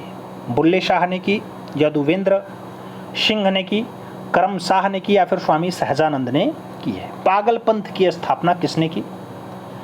अगर हम पागल पंथ की बात करते हैं मित्रों तो पागल पंथ को एस्टेब्लिश करने में करम शाह का नाम प्रमुखता से लिया जाता है। बी विकल्प अपना राइट आंसर होगा। 11 नंबर क्वेश्चन अपने स्क्रीन पे है। पानीपत के युद्ध में बाबर के जीतने का जो मुख्य कारण रहा, क्या रहा? उनकी घोड़सवारी वाली सेना, तुगलुआ नामक पद्धति, उनकी सैन्य कुशलता या फिर अफगानों की आपसी फूट? पानीपत के युद्ध में बाबर के जीतने का जो मेन कारण होता है मित्रों, बाबर जीतता काहे के लिए है? वो तुगलुआ वाली पद्धति अपनाता है, इससे जीत जाता है। विकल्पों में सी विकल्प परफेक्ट आंसर के रूप में जाएगा। अगला क्वेश्चन हम लोग 12 नंबर पढ़ रहे हैं। मध्यकाल में जौनपुर में स्वतंत्र सरकी राजवंश की जो स्थापना है किसने की थी? मलिक उल सर्क ने की, हुसैन शाह सरकी ने की, शमसुद्दीन इब्राहिम शाह ने की या फिर फिरोज शाह तुगलक ने किया? सरकी राजवंश की स्थापना जौनपुर में किसके द्वारा किया गया मित्रों? तो सरकी राजवंश के बारे में पूछा जा रहा है और स्थापना की अगर बात आती है मलिक उल्क सर्क का नाम ऑप्शन में आएगा, फर्स्ट विकल्प आपका राइट आंसर जाएगा। 13 नंबर क्वेश्चन पे चलते हैं। अधिक संख्या में दफनाए गए बच्चों के शवाधान प्राप्त हुए हैं मालवा संस्कृति से, कायस्था संस्कृति से, जारवे संस्कृति से या फिर आहार संस्कृति से। ज्यादा संख्या में दफनाए गए बच्चों के शव कहाँ मिले हैं मित्रों? तो ज्यादा संख्या में बच्चों के दफनाए गए जो शव प्राप्त हुए हैं वो जारवे संस्कृति से प्राप्त हुए हैं। विकल्प आप बी के साथ चुनो। अगला क्वेश्चन देखा जाए तो 14 नंबर आता है। 14 नंबर प्रश्न है, भागवत संप्रदाय के विकास में किसका योगदान ज्यादा था, अत्यधिक था? पार्थियन का, कुषाण का, हिंदू यूनानी का या फिर गुप्त का? भागवत संप्रदाय के विकास में ज्यादा योगदान किसका रहा मित्रों? आप विकल्पों पर अगर गौर फरमाते हैं तो भागवत संप्रदाय को गुप्त राजाओं ने ज्यादा आश्वासन दिया है, ज्यादा योगदान दिया है। विकल्प आप गुप्त के साथ सुनो, D is the right answers बनाओ। 15 नंबर क्वेश्चन पे चलते हैं। धार्मिक स्तूप कहाँ स्थित है? आगरा में, जौनपुर में, मिर्जापुर में या फिर सारनाथ में? धार्मिक स्तूप की अगर बात आती है मित्रों, आप भी जानते हैं धार्मिक स्तूप सारनाथ राइट आंसर बैठता है। डी विकल्प राइट आंसर चुना जाएगा। अगला क्वेश्चन 16 नंबर पढ़ा जाए। प्रश्न संख्या 16 की अगर बारी आती है, पूछ लिया गया वह सुल्तान कौन था जिसने खलीफा के अधिकार को मानने से इनकार कर दिया था? इल्तुतमिश है, बलबन है, अलाउद्दीन खिलजी है या फिर मोहम्मद बिन तुगलक है? खलीफा के अधिकार को मानने से इनकार किसने किया मित्रों? तो खलीफा के अधिकार को मानने से जो इनकार करने वाला शासक रहा अलाउद्दीन खिलजी रहा है। विकल्पों में बी विकल्प आपका परफेक्ट आंसर होगा। अगला क्वेश्चन 17 नंबर आ रहा है। यूरोप को उत्तरी अमेरिका से कौन सा सागर या महासागर अलग करता है? उत्तरी अटलांटिक महासागर, काला सागर, प्रशांत महासागर या फिर कैस्पियन सागर? यूरोप को उत्तरी अमेरिका से जो अलग करता है सागर, उसका जो नाम है मित्रों उत्तरी अटलांटिक महासागर। सही जवाब फर्स्ट के साथ जाएगा। अगला क्वेश्चन हम लोग 18 नंबर पढ़ते हैं। प्रश्न संख्या 18, शिवालिक शैल समूह के दक्षिण में भावर क्षेत्र उदाहरण होता है मध्य भूमि स्थिति का, गिरिपद स्थिति का, अंतरा पर्वतीय स्थिति का या फिर इनमें से सभी? शिवालिक शैल समूह के दक्षिण में जो भावर क्षेत्र होता है किसका उदाहरण है मित्रों? भावर क्षेत्र। तो भावर क्षेत्र जिसका उदाहरण होता है वो गिरिपाद स्थिति का है, गिरिपाद स्थिति। राइट आंसर सी के साथ जा रहा है। 19 नंबर प्रश्न पे चलते हैं। निम्नलिखित में से कौन सा सौर परिवार से संबंधित नहीं है? क्षुद्र ग्रह, ग्रह, निहारिका या फिर धूमकेतु? कौन सा सौर परिवार से ताल्लुक नहीं रखता है? सौर परिवार से जुड़ा हुआ निहारिका नहीं है। विकल्पों में बी विकल्प आप सही जवाब के रूप में चुन लो। 20 नंबर क्वेश्चन आपसे कूट से क्वेश्चंस कह रहा है, सही कूट का मिलान करो। अनुच्छेद के बारे में दिया गया है, आपसे मिलान करने को कह रहा है। अनुच्छेद 26 की अगर बात आती है, धार्मिक कार्यों के प्रतिबंध की स्वतंत्रता है मित्रों अनुच्छेद 26 में। ए का तीसरा होगा, यानी डी विकल्प अपने आप कट गया क्योंकि वहां ए का चौथा दिया गया था। मित्रों अनुच्छेद 40 की अगर बात आती है, ग्राम पंचायतों के गठन की बात हो रही है, तो सही जो है बी का चौथा हो जाएगा। और अनुच्छेद 98 अगर बात करते हैं तो अनुच्छेद 98 का जुड़ाव कहां से है? संसद सचिवालय से है। और जब 239 की बात आती है तो संघ शासित क्षेत्र के प्रशासन की बात होती है अनुच्छेद 239 में। तो जो राइट आंसर बैठ रहा है ए का तीसरा, बी का चौथा, सी का दूसरा और डी का पहला, यानी फर्स्ट विकल्प राइट आंसर बैठ रहा है। ए इज द राइट आंसर आप चुन सकते हैं। अगला क्वेश्चन हम लोग 21 नंबर पढ़ रहे हैं। निम्नलिखित क्षेत्रों में से किस एक क्षेत्र में राज्य सरकार का स्थानीय निकायों पर नियंत्रण नहीं होता है? नागरिकों की शिकायतों पर, विधि निर्माण पर, आर्थिक मामले पर या फिर कार्मिक मामले पर? कौन सा एक क्षेत्र है जिसमें राज्य सरकार का स्थानीय इकाई पे नियंत्रण ही नहीं है? तो वो आपका होता है नागरिकों की शिकायतों पे राज्य सरकार कोई नियंत्रण नहीं रख पाती। फर्स्ट विकल्प राइट आंसर। अगला क्वेश्चन 22 नंबर, फिर से कूट में क्वेश्चंस दिया गया, कथन और उससे जुड़े हुए जो है कूट दिए गए हैं, आपको बताना है कौन सा कूट सही है। सभी विकल्पों पर अगर गौर फरमाते हैं, मौलिक अधिकार का संविधान भाग 3 यूएसए के बिल ऑफ राइट्स पे आधारित है। हाँ, ये तो आधारित है, लेकिन कहा जा रहा है कौन सा गलत है? संविधान के अनुच्छेद 21 के अंतर्गत मृत्यु का अधिकार मूलभूत अधिकार है, नहीं, ये गलत दे दिया गया। भारतीय संविधान एक पूर्ण संघीय संविधान है, ऐसा भी नहीं है। भारतीय संविधान के अनुसार मूलभूत अधिकारों को हटाया जा सकता है, बिल्कुल भी नहीं। तो जो राइट आंसर होगा वो बी, सी और डी सभी गलत है, यानी बी सी डी केवल और केवल डी विकल्प में दिया गया। तो राइट आंसर हम लोग डी के साथ चुनेंगे। आगे चलें, 23 नंबर क्वेश्चन आता है, वर्ष 2011 के भारत के संविधान में होने वाले 97वें संशोधन को संबंध आप कौन से विषय से जोड़ते हैं? 14 वर्ष तक के बच्चों की अनिवार्य और निःशुल्क शिक्षा, सहकारी संस्थाओं का गठन और कार्य संचालन, आतंकवाद से निपटने हेतु कठोर प्रयास, या फिर भ्रष्टाचार रोकने हेतु लोकपाल की व्यवस्था। 2011 में भारत के संविधान में होने वाले 97वें संविधान संशोधन का संबंध से आपको बताना है कि उसका जुड़ाव कौन से विषय से है। तो मित्रों, सहकारी संस्था का गठन और कार्य संचालन के बारे में था। विकल्प हम बी के साथ जोड़ते हैं। B is the right answer चुन लिया जाए। अगला क्वेश्चन 24 नंबर देखा जाए। 24 नंबर प्रश्न आपसे कह रहा है, भारत के संसद द्वारा पंचायत प्रावधान अनुसूचित क्षेत्रों तक विस्तार कानून कब पारित किया गया? 1992 में, 1996 में, 1994 में, या फिर 1999 में? भारत के संसद द्वारा पंचायत प्रावधान कानून जो लाया जाता है, ये कब लाया जाता है मित्रों? तो 1996 में लाया जाता है, यानी 1996 में लाया जाता है।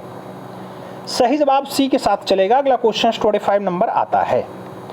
25 नंबर क्वेश्चन कह रहा है, व्यक्तिगत प्रयोज्य आय एक डाट है। पीडीआई यानी व्यक्तिगत आय माइनस व्यक्तिगत कर भुगतान है। पीडीआई बराबर व्यक्तिगत आय माइनस व्यक्तिगत कर भुगतान माइनस गैर कर भुगतान है। तीसरे विकल्प में दिया गया पीडीआई बराबर व्यक्तिगत आय माइनस गैर कर भुगतान है। और चौथा विकल्प कह रहा है उपरोक्त में से कोई नहीं। तो व्यक्तिगत प्रयोज्य आय की अगर बात करते हैं मित्रों, तो व्यक्तिगत प्रयोज्य आय जो है वो व्यक्तिगत आय में से ही व्यक्तिगत कर भुगतान भी घटेगा और गैर कर भुगतान भी घटेगा। तो विकल्प बी के साथ राइट आंसर बैठेगा। 26 नंबर क्वेश्चन पे चला जाए तो आपसे कह रहा है, शरीर के संपर्क में स्प्रिट ठंडी अनुभूति देती है क्योंकि यह एक द्रव्य है, अत्यंत वाष्पशील है, पारदर्शी है, या फिर सुचालक है। स्प्रिट ज़्यादा ठंडी अनुभूति देती है। जब शरीर से उसका जो है स्पर्श होता है तो वो ज़्यादा ठंडी अनुभूति देती है क्योंकि वो ज़्यादा वाष्पशील है। विकल्प सी के साथ राइट आंसर चुनना है। अगला क्वेश्चन 27 नंबर चल रहा है। आपसे कह रहा है, जब जलवाष्प में परिवर्तित होता है तब तापमान परिवर्तन होता है, ऊष्मा का प्रवाह नहीं होता है, वातावरणीय ऊष्मा स्रोत से ऊष्मा जल में प्रवाहित होती है, या फिर ऊष्मा का प्रवाह जलवाष्प से जल की ओर होता है। जब जल वाष्प में परिवर्तन होता है, जब जल का जलवाष्प में परिवर्तन हो जाता है मित्रों, तो वातावरणीय ऊष्मा स्रोत से ऊष्मा जल में प्रवाहित होती है। राइट आंसर सी के साथ बनेगा। सी इज द राइट आंसर चुनना है। 28 नंबर क्वेश्चन पे चला जाएगा। हरे पौधे सूर्य से प्रकाश की ऊर्जा का डाट प्रतिशत ग्रहण करते हैं और उसे खाद्य ऊर्जा में परिवर्तित करते हैं। 2%, 5%, 1% या 10%? हरे पौधे सूर्य के प्रकाश की ऊर्जा का कितना परसेंट? तो सूर्य के प्रकाश की ऊर्जा का 1% ग्रहण करते हैं और उसे खाद्य ऊर्जा में बदल देते हैं। राइट आंसर जो बनेगा बी विकल्प बनेगा। अगला क्वेश्चन 29 नंबर देखा जाए। आपसे सूची में क्वेश्चंस दिया गया और कूट में फिर से क्वेश्चंस का आंसर्स मांग रहा है। धातु और संबंधित रोग से जुड़ा हुआ क्वेश्चन है मित्रों। आपसे आर्सेनिक के बारे में कह रहा है, तो फेफड़ा का कैंसर आर्सेनिक से जुड़ा हुआ है। अगर कैडमियम की बात आती है तो कैडमियम हड्डियों की कमजोरी से जुड़ा हुआ है।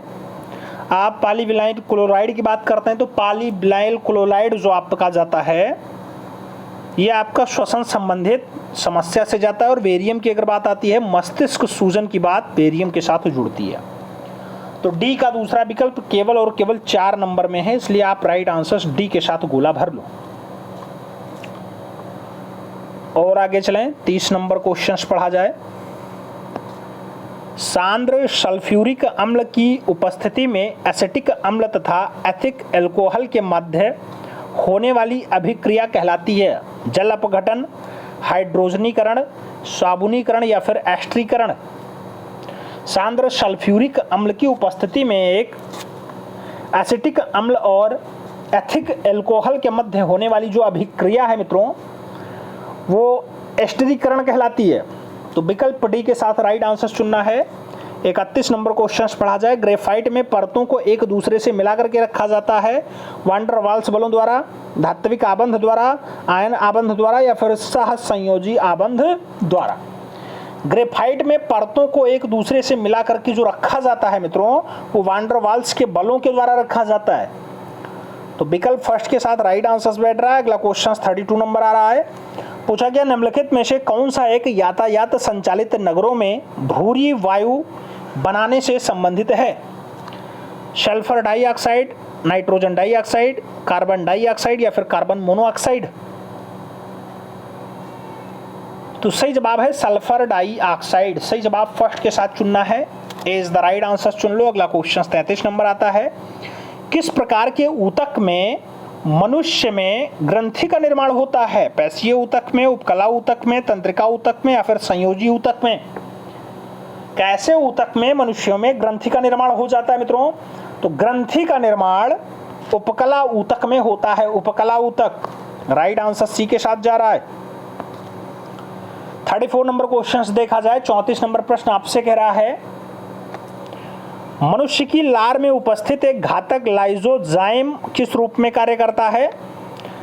प्रतिजीवाणु कारक के रूप में, एमाइलेज के रूप में, जाइमोजन के रूप में या फिर लाइपेज के रूप में? मनुष्य की लार में उपस्थित एक घातक लाइसोसोम है, वो कौन से रूप में कार्य करता है मित्रों? तो प्रतिजीवाणु कारक के रूप में कार्य करता है। राइट आंसर फर्स्ट के साथ जाएगा। 35 नंबर क्वेश्चन देखा जाए। पौधे में रंध्रों का खुलना और बंद होना किस पर निर्भर करता है? परासारणीयता पे, स्फति दाब पे, वाष्पोत्सर्जन पे या फिर निस्यंदन पे? पौधों में रंध्रों का खुलना और बंद होना कौन से क्रिया पे निर्भर करता है? तो स्फति दाब पे निर्भर करता है। बी विकल्प सही जवाब है। 36 नंबर क्वेश्चन अपने स्क्रीन पे है। करा निम्न में से कौन सा फूल का एक अंश या भाग है? मध्य सिरा, सिराएं, स्त्री केसर या फिर इनमें से कोई नहीं? कौन जो है फूल का एक अंश या भाग है मित्रों? तो फूल का अंश या भाग जो है वो स्त्री केसर है। विकल्पों में बी विकल्प राइट आंसर्स। 37 नंबर क्वेश्चन पढ़ा जाए। सफेद फास्फोरस का संबंध निम्नलिखित कथनों पर विचार कीजिए।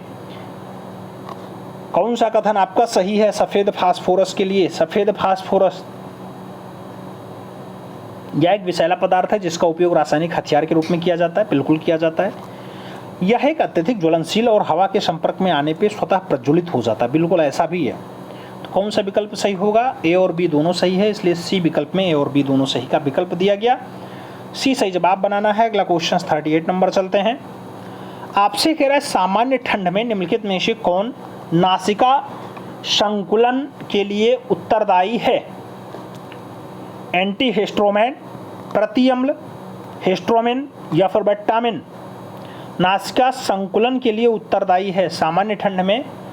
नासिका संकुलन के लिए जो उत्तरदायी है हिस्टोमिन है। विकल्प बी के साथ राइट आंसर्स लगाना है। 39 नंबर क्वेश्चंस पढ़ना है। केंद्रक कला का निर्माण किस कोशिकांग द्वारा होता है? अंतः द्रव्य जालिका के द्वारा, माइटोकॉन्ड्रिया के द्वारा, हरित लवक के द्वारा या फिर गोल्जी काय के द्वारा? केंद्रीय कला का जो निर्माण है कौन से कोशिकांग द्वारा होता है मित्रों? तो अंतः द्रव्य ज्वालिका के द्वारा होता है। विकल्प फर्स्ट के साथ जाएगा। अगला क्वेश्चन हम लोग 40 नंबर पढ़ रहे हैं। 40 नंबर क्वेश्चन कह रहा है लसिका एवं रुधिर किस ऊतक का उदाहरण है? ग्रंथिल ऊतक, पेशीय ऊतक, उपकला ऊतक या फिर संवहनीय ऊतक? लसिका और रुधिर किस ऊतक के जो है उदाहरण के रूप में जाने जाते हैं? तो संवहनीय ऊतक के रूप में ये लोग जाने जाते हैं। आगे चलें। 41 नंबर क्वेश्चंस देखें। भारतीय अर्थव्यवस्था के संदर्भ में खुला बाजार परिचालन किससे निर्दिष्ट करता है? अनुसूचित बैंकों द्वारा आरबीआई से ऋण लेना, वाणिज्यिक बैंकों द्वारा उद्योग और व्यापार क्षेत्रों को ऋण देना, आरबीआई द्वारा सरकारी प्रतिभूति को क्रय और विक्रय करना या फिर ए और बी दोनों? भारतीय अर्थव्यवस्था के संदर्भ में खुला बाजार परिचालन किसे निर्दिष्ट करता है? तो आरबीआई द्वारा सरकारी प्रतिभूतियों के क्रय और विक्रय दोनों के लिए। सही जवाब सी के साथ जा रहा है। अगला क्वेश्चन 42 नंबर आ रहा है। पूंजी खाता परिवर्तनीयता की सिफारिश निम्न में से किस समिति ने की थी? तारापुर समिति ने, आबिद हुसैन समिति ने, रंगराजन समिति ने या फिर नरसिम्हन समिति ने? पूंजी खाता परिवर्तनीयता की सिफारिश किस समिति ने की मित्रों? तारापुर समिति ने इसकी सिफारिश की है। सही जवाब फर्स्ट के साथ जा रहा है। अगला क्वेश्चन 43 नंबर पढ़ा जा रहा है। भूगोल को मानव पारिस्थितिकी के रूप में परिभाषित करने वाले विद्वान कौन रहे? विडाल डी ला ब्लास, दूसरे विकल्प में है जॉन ब्रूनसन, तीसरे विकल्प में है एच बैरोज और चौथे विकल्प में है फ्रेडरिक रेंटजेल। मानव पारिस्थितिकी के रूप में परिभाषित करने वाला काम किसका रहा? भूगोल को मानव पारिस्थितिकी के रूप में एच बैरोज ने जो है परिभाषित किया है मित्रों। राइट आंसर सी के साथ जाएगा। 44 नंबर क्वेश्चन अगर देखा जाए तो आपसे कह रहा है भारत में या भारत के निम्नलिखित क्षेत्रों में से कौन सा पारिस्थितिकीय उष्ण स्थल माना जाता है? पश्चिमी हिमालय, पश्चिमी घाट, पूर्वी हिमालय, पूर्वी घाट। अगर आंसर्स की बात करते हैं मित्रों तो राइट आंसर पश्चिमी घाट है। सी विकल्प अपना राइट आंसर होगा। अगला क्वेश्चन हम लोग 45 नंबर पढ़ेंगे। 45 विश्व संगीत दिवस कब मनाया जाता है? 19 मई, 23 जुलाई, 21 जून या फिर 18 सितंबर? विश्व संगीत दिवस संगीत को बढ़ावा देने के विश्व लेवल पे संगीत को बढ़ावा देने के लिए एक दिवस मनाया जाता है, वो है 21 जून। विकल्प बी के साथ राइट आंसर बैठ रहा है। 46 नंबर क्वेश्चन देखा जाए। भारत का पहला राष्ट्रीय सामुद्रिक पार्क कहाँ स्थित है? कच्छ में है, चिल्का झील में है, सुंदरवन में है या फिर निकोबार द्वीप समूह में है? भारत का पहला है राष्ट्रीय सामुद्रिक पार्क है, कहाँ पे लोकेटेड है मित्रों? तो ये आपका कच्छ वाले बेल्ट में है, कच्छ यानी गुजरात का बेल्ट। तो सही जवाब फर्स्ट के साथ चुन लो। 47 नंबर क्वेश्चन पे चलें। निम्नलिखित में से किसने कहा था स्वाद का वास्तविक स्थान जीभ नहीं बल्कि मन है? अरविंदो घोष ने कहा, महात्मा गांधी ने कहा, रविन्द्रनाथ टैगोर ने कहा या फिर स्वामी विवेकानंद ने कहा है? आपको बताना है ऐसा कथन किसका है। तो बापू ने कहा था कि स्वाद का वास्तविक स्थान जीवा नहीं बल्कि मन है। विकल्प सी के साथ जाएगा। 48 नंबर क्वेश्चन देखा जाए। द सोशलिस्ट नामक समाचार पत्र का प्रकाशन सबसे पहले किसने किया? श्यामजी कृष्ण वर्मा ने, एनी बेसेंट ने, श्रीपाद अमृत डांगे ने या फिर सर सैयद अहमद खान ने? द सोशलिस्ट सही जवाब है श्रीपाद अमृत डोंगे। बी विकल्प राइट आंसर। अगला क्वेश्चन 49 नंबर है। भैंसा सिंगी नामक जाति कौन से राज्य में पाई जाती है? बिहार में पाई जाती है, मिजोरम में पाई जाती है, असम में पाई जाती है, फिर नागालैंड में पाई जाती है? भैंसा सिंगी नागालैंड में पाई जाती है मित्रों। सही जवाब डी के साथ चुन लो। HDPE का पूरा नाम क्या है? High density polynyl, high density polymer, high density polypropene, high density polypropylene. HDPE का अगर फुल फॉर्म आप देखते हैं तो हाई डेंसिटी पॉलीथिनाइल है। सही जवाब फर्स्ट विकल्प लगेगा। ए इज द राइट आंसर। कह रहा है निम्नलिखित ऐतिहासिक स्थलों पर विचार कीजिए। उपयुक्त स्थलों में कौन सा भित्ति चित्रकला के लिए जाना जाता है? 4 ऑप्शंस दिया गया, उसमें से आपसे पूछा जा रहा है भित्तीय रचना के लिए कौन कौन जाना जाता है। तो लेपाक्षी मंदिर में भी भित्तीय चित्रकारी देखने को मिली है, अजंता में भी देखने को मिली है, बाघ गुफा में भी देखने को मिली है और एलोरा की गुफा में भी देखने को मिली है, लेकिन सांची स्तूप में भित्तीय रचना देखने को नहीं मिली। तो जो आपका राइट आंसर जाएगा मित्रों वो क्या जाएगा? 1, 3, 4 और 5। 1, 3, 4 और 5 बी विकल्प में दिया गया, इसलिए राइट आंसर आपका बी के साथ हो जाएगा। आगे चलें। 2 नंबर क्वेश्चन बहुत प्यारा क्वेश्चन है। आर्य मंजूश्री मूलकल्प निम्नलिखित में से किससे संबंधित है? महायान से, शेरवाद से, हीनयान से या फिर वज्रयान से? विकल्पों पर अगर गौर करेंगे तो आर्य मंजूश्री मूलकल्प की बात आएगी और राइट आंसर महायान बैठेगा। आपका विकल्प फर्स्ट के साथ सही जवाब बैठेगा। 3 नंबर क्वेश्चन पढ़ें। शकों पर विजयोपरांत चंद्रगुप्त सेकंड ने निम्नलिखित में से किस धातु के सिक्के प्रचलित किए थे? स्वर्ण धातु, तांबा धातु, चांदी धातु या फिर कांसा धातु? तो मित्रों चांदी के सिक्के स्टार्ट किए थे। बी विकल्प आपका राइट आंसर जाएगा। अगला क्वेश्चन हम लोग 4 नंबर पढ़ रहे हैं। आपसे फिर से वही कूट वाला क्वेश्चन है। सिकंदर लोधी के बारे में निम्नलिखित में से कौन सा कथन सही नहीं है? कूट के अनुसार आपको उत्तर चुनना है। 4 विकल्पों में दिया गया है, आपको कूट बताना है कौन सा सही नहीं है। सिकंदर लोधी ने भूमि नापने के लिए एक पैमाना गज सिकंदरी शुरू किया। हाँ बिल्कुल जो है शुरू किया है, तो ये सही है। सिकंदर लोधी दिल्ली का अंतिम सुल्तान था। ये भी था, बिल्कुल अंतिम सुल्तान था। नहीं, ऐसा तो नहीं है, दिल्ली का अंतिम सुल्तान ये नहीं रहा, बस यही गलत है। सिकंदर शाह लोधी गुजरात के महमूद बेगड़ा और राणा सांगा के समकालीन थे। हाँ बिल्कुल थे। उन्होंने मुस्लिम महिलाओं को साधु संतों की कब्रों पर जाने के लिए प्रतिबंध लगा दिया था। हाँ ऐसा हुआ था। तो कौन सा कथन सही नहीं है? केवल और केवल 2 नंबर सही नहीं है। 2 नंबर यानी सी विकल्प में लिखा है केवल 2। तो राइट आंसर आपको सी के साथ चुनना पड़ेगा। आगे चलें, 5 नंबर क्वेश्चन बहुत प्यारा क्वेश्चन है। आपसे कह रहा विजयनगर साम्राज्य के प्रांतों को क्या कहा जाता था? मंडल, नाडु, सीमा या फिर प्रांत? विजयनगर साम्राज्य में प्रांतों को क्या कहा जाता था मित्रों? तो मंडल नाम से संबोधित किया जाता था। फर्स्ट विकल्प राइट आंसर होगा। अगला क्वेश्चन 6 नंबर आता है। दिल्ली का वह सुल्तान जिसने अपनी संस्मरण लिखे थे, मेमोरीज लिखे थे, इल्तुतमिश ने लिखा, अलाउद्दीन खिलजी ने लिखा, बलबन ने लिखा या फिर फिरोज शाह तुगलक ने लिखा है? दिल्ली का ऐसा सुल्तान जिसने अपने संस्मरण को लिखा, तो फिरोज शाह तुगलक ऐसा है। डी विकल्प राइट आंसर है। अगला क्वेश्चन हम लोग 7 नंबर पढ़ते हैं। राजा शशांक जिसके खिलाफ हर्षवर्धन ने युद्ध की घोषणा की, वह साम्राज्य का शासक था? गौड़ साम्राज्य का शासक था, देवगिरी का था, जूनागढ़ का था या फिर मगध का रहा है? शशांक जिसके खिलाफ हर्षवर्धन ने युद्ध की घोषणा की थी, कौन से साम्राज्य का शासक था मित्रों? तो वो गौड़ साम्राज्य का शासक रहा है। फर्स्ट विकल्प आपका राइट आंसर जा रहा है। 8 नंबर क्वेश्चन पे चला जाए। कह रहा है निम्न में से किसने लच्छवी गणराज्य की राजकुमारी से विवाह किया था? समुद्रगुप्त ने किया, विष्णुगुप्त ने किया, श्रीगुप्त ने किया, फिर चंद्रगुप्त ने किया? लच्छवी गणराज्य की जो राजकुमारी है उससे मैरिज करने का काम हुआ था चंद्रगुप्त का।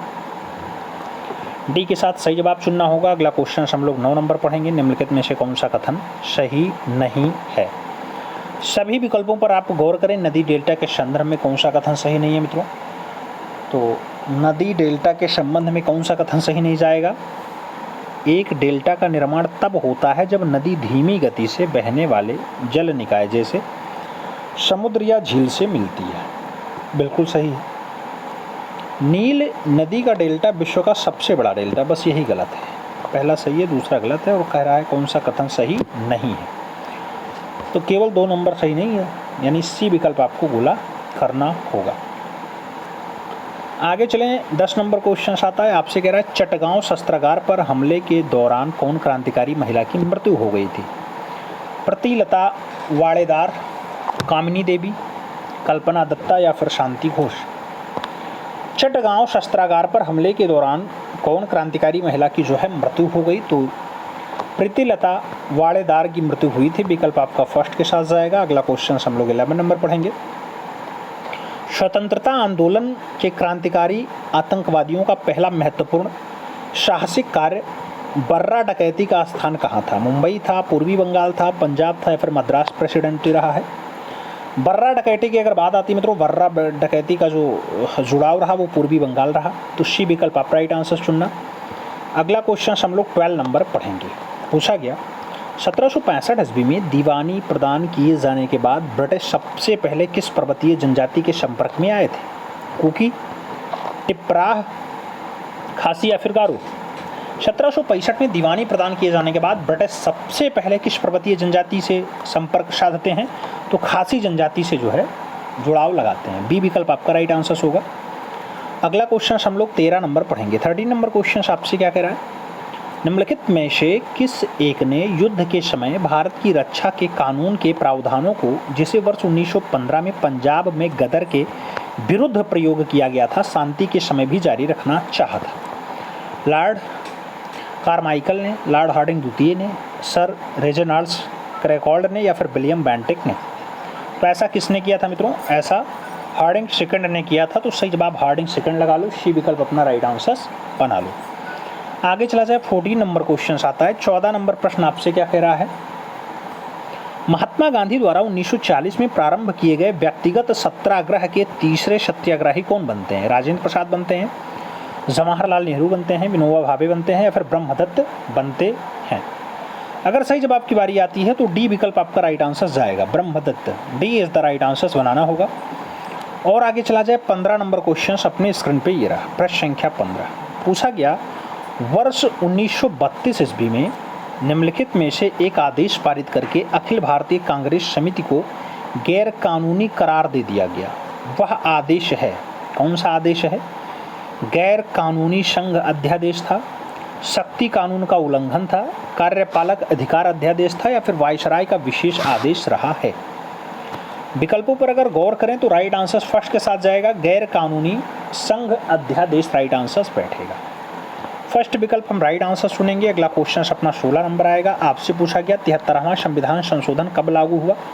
21 अप्रैल 1992, 24 अप्रैल 1993, 20 अक्टूबर 1993 या फिर 20 अक्टूबर 1992। 73वां संविधान संशोधन की बात आती है मित्रों, आप भी जानते हैं कि ये 24 अप्रैल 1993 को लागू हुआ था। विकल्प आप सी के साथ राइट आंसर चुन ले। 17 नंबर क्वेश्चन अपने स्क्रीन पे आ चुका है। भारतीय संविधान में प्रस्तावना में कितने प्रकार की समानता का उल्लेख किया गया? 2 प्रकार की, 4 प्रकार की, 3 प्रकार की या फिर 5 प्रकार की? कितने प्रकार की समानता का उल्लेख है मित्रों? तो यहाँ पे 2 टाइप्स जो है समानता की बात की गई है। फर्स्ट विकल्प आप राइट आंसर चुन लो। अगला क्वेश्चन हम 18 नंबर पढ़ते हैं। प्रश्न संख्या 18 की बारी है। राष्ट्रपति उम्मीदवार को प्रचार हेतु सामान्यतः कितना समय मिलता है? 2 सप्ताह, 3 सप्ताह, 1 सप्ताह या फिर 1 माह?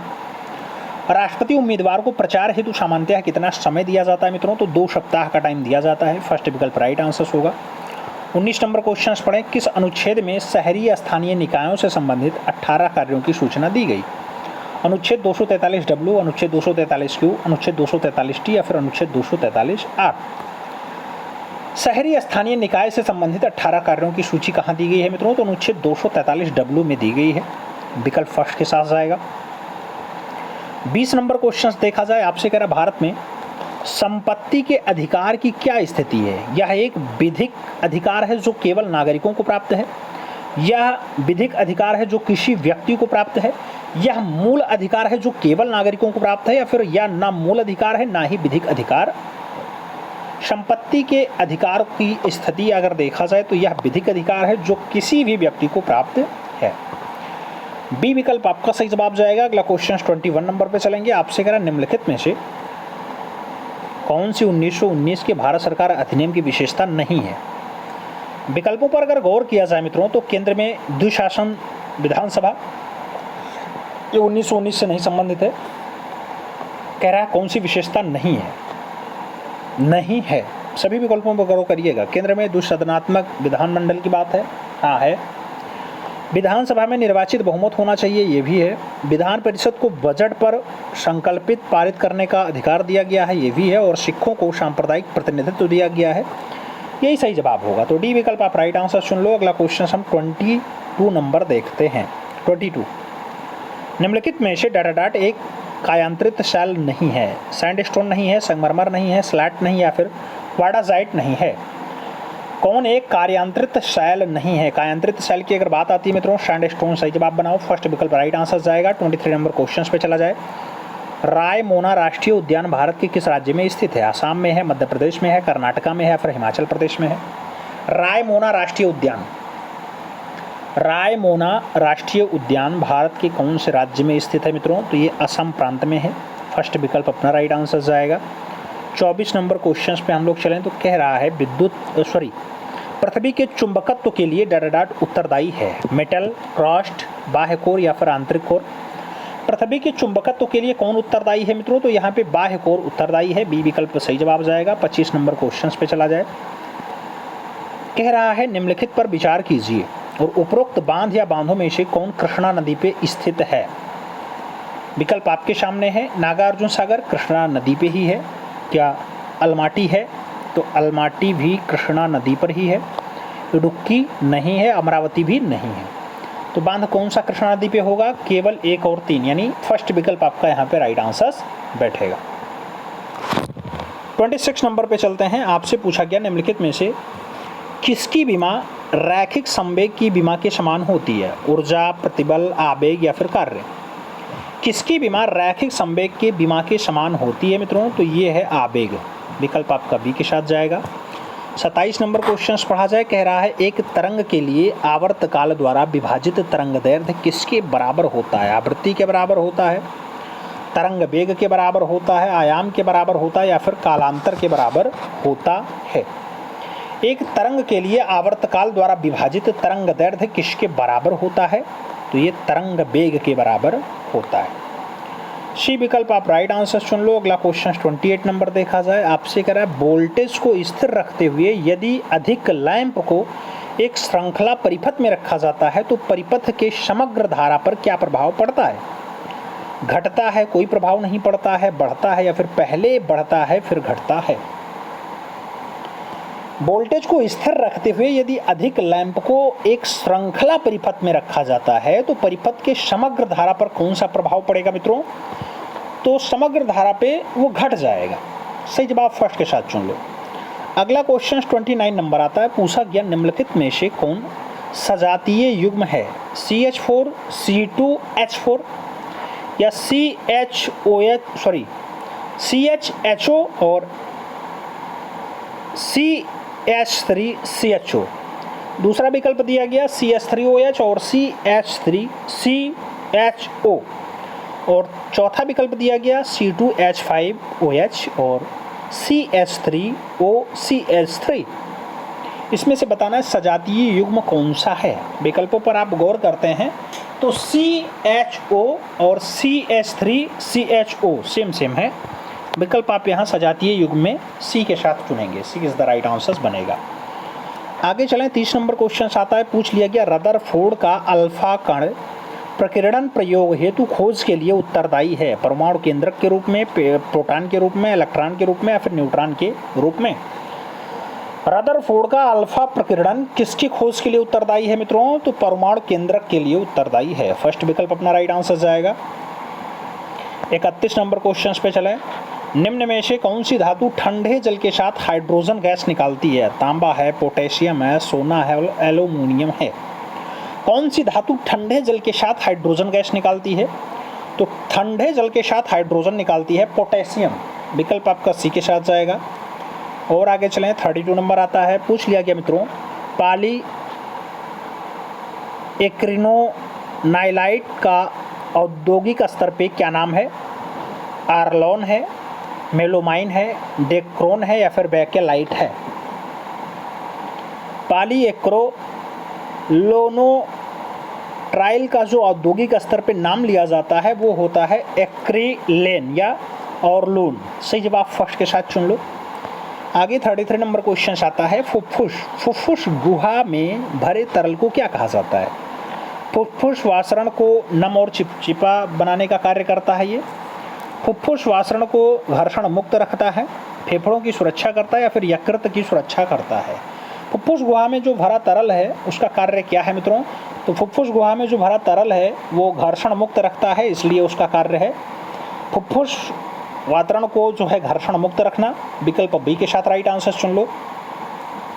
34 नंबर पे चला जाए तो आपसे करा 34 नंबर कि उपास्थि निम्न में से किसमें नहीं पाई जाती है? नाक में, वृक्क में, कान में या फिर कंठ में? उपास्थि कहाँ नहीं पाई जाती है? तो वृक्क में नहीं पाई जाती मित्रों। सी इज द राइट आंसर होगा। 35 नंबर क्वेश्चन पे चलेंगे। जीवों में अनुवांशिक विभिन्नताओं का मूल स्रोत है? हार्मोन्स का प्रभाव, उत्परिवर्तन, प्राकृतिक चयन या फिर लैंगिक जनन?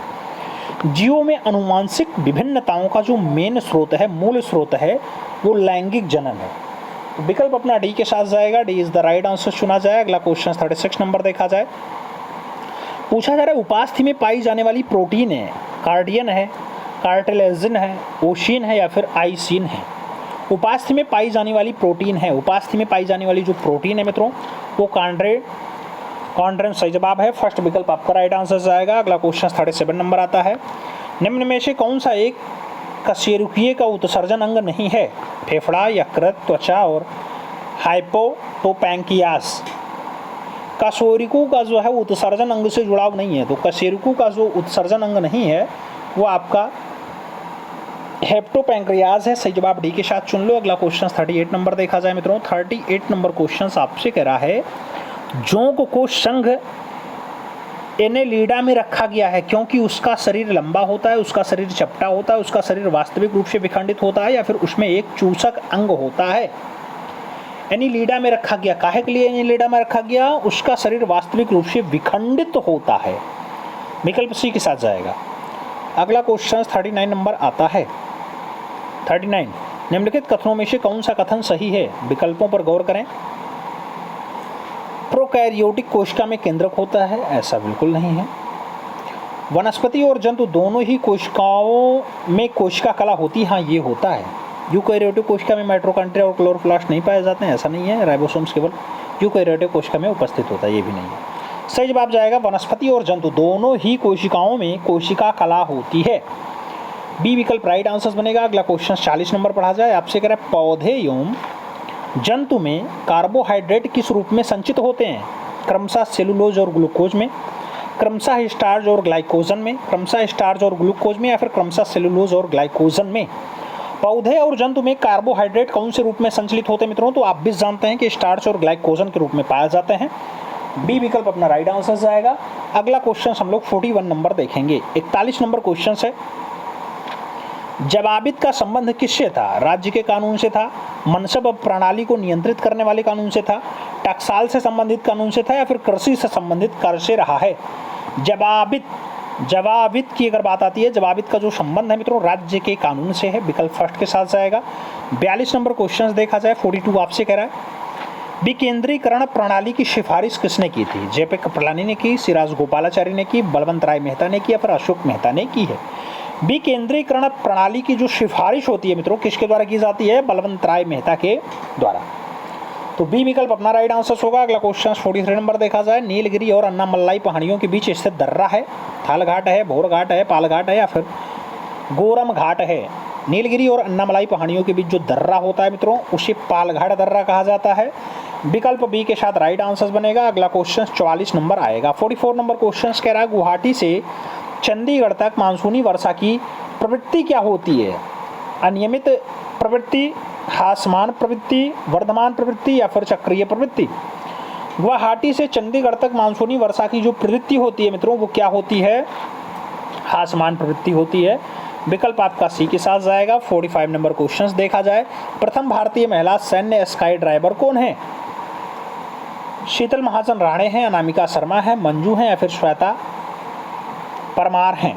प्रथम भारतीय महिला सैनिक स्क्वाड ड्राइवर जो हैं उसके रूप में मंजू का नाम जुड़ा हुआ है। तो बी विकल्प अपना राइट आंसर होगा। अगला क्वेश्चन देखा जाए। 46 नंबर आता है।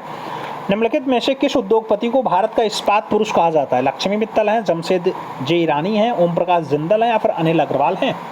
भारत का इस्पात पुरुष किसे कहा जाता है मित्रों? तो भारत का इस्पात पुरुष जमशेद जे ईरानी को कहा जाता है। विकल्प सी के साथ अपना राइट आंसर होगा। 47 नंबर क्वेश्चन देखें। मुकुल, मुकुल किसकी प्रसिद्ध साहित्यिक रचना है? माखनलाल चतुर्वेदी जी की है, मुकुटधर पांडे की है, भवानी प्रसाद मिश्रा की, या फिर सुभद्रा कुमारी चौहान की है? मुकुल की अगर बात आती है मित्रों मुकुल सुभद्रा कुमारी चौहान की साहित्यिक रचना है। डी विकल्प अपना राइट आंसर होगा। अगला क्वेश्चन 48 नंबर आएगा। 48 नंबर क्वेश्चन आपसे कह रहा है दीवार पर मिट्टी से बनाई जाने वाली नोह डोरा अलंकरण किस जनजाति की विशेषता है? भील जनजाति, सहारिया जनजाति, कोरकू जनजाति और गौड़ जनजाति? नोह डोरा अलंकरण गौड़ जनजाति की जो है ये विशेषता है। डी विकल्प सही जवाब बनाओ। अगला क्वेश्चन 49 नंबर आता है।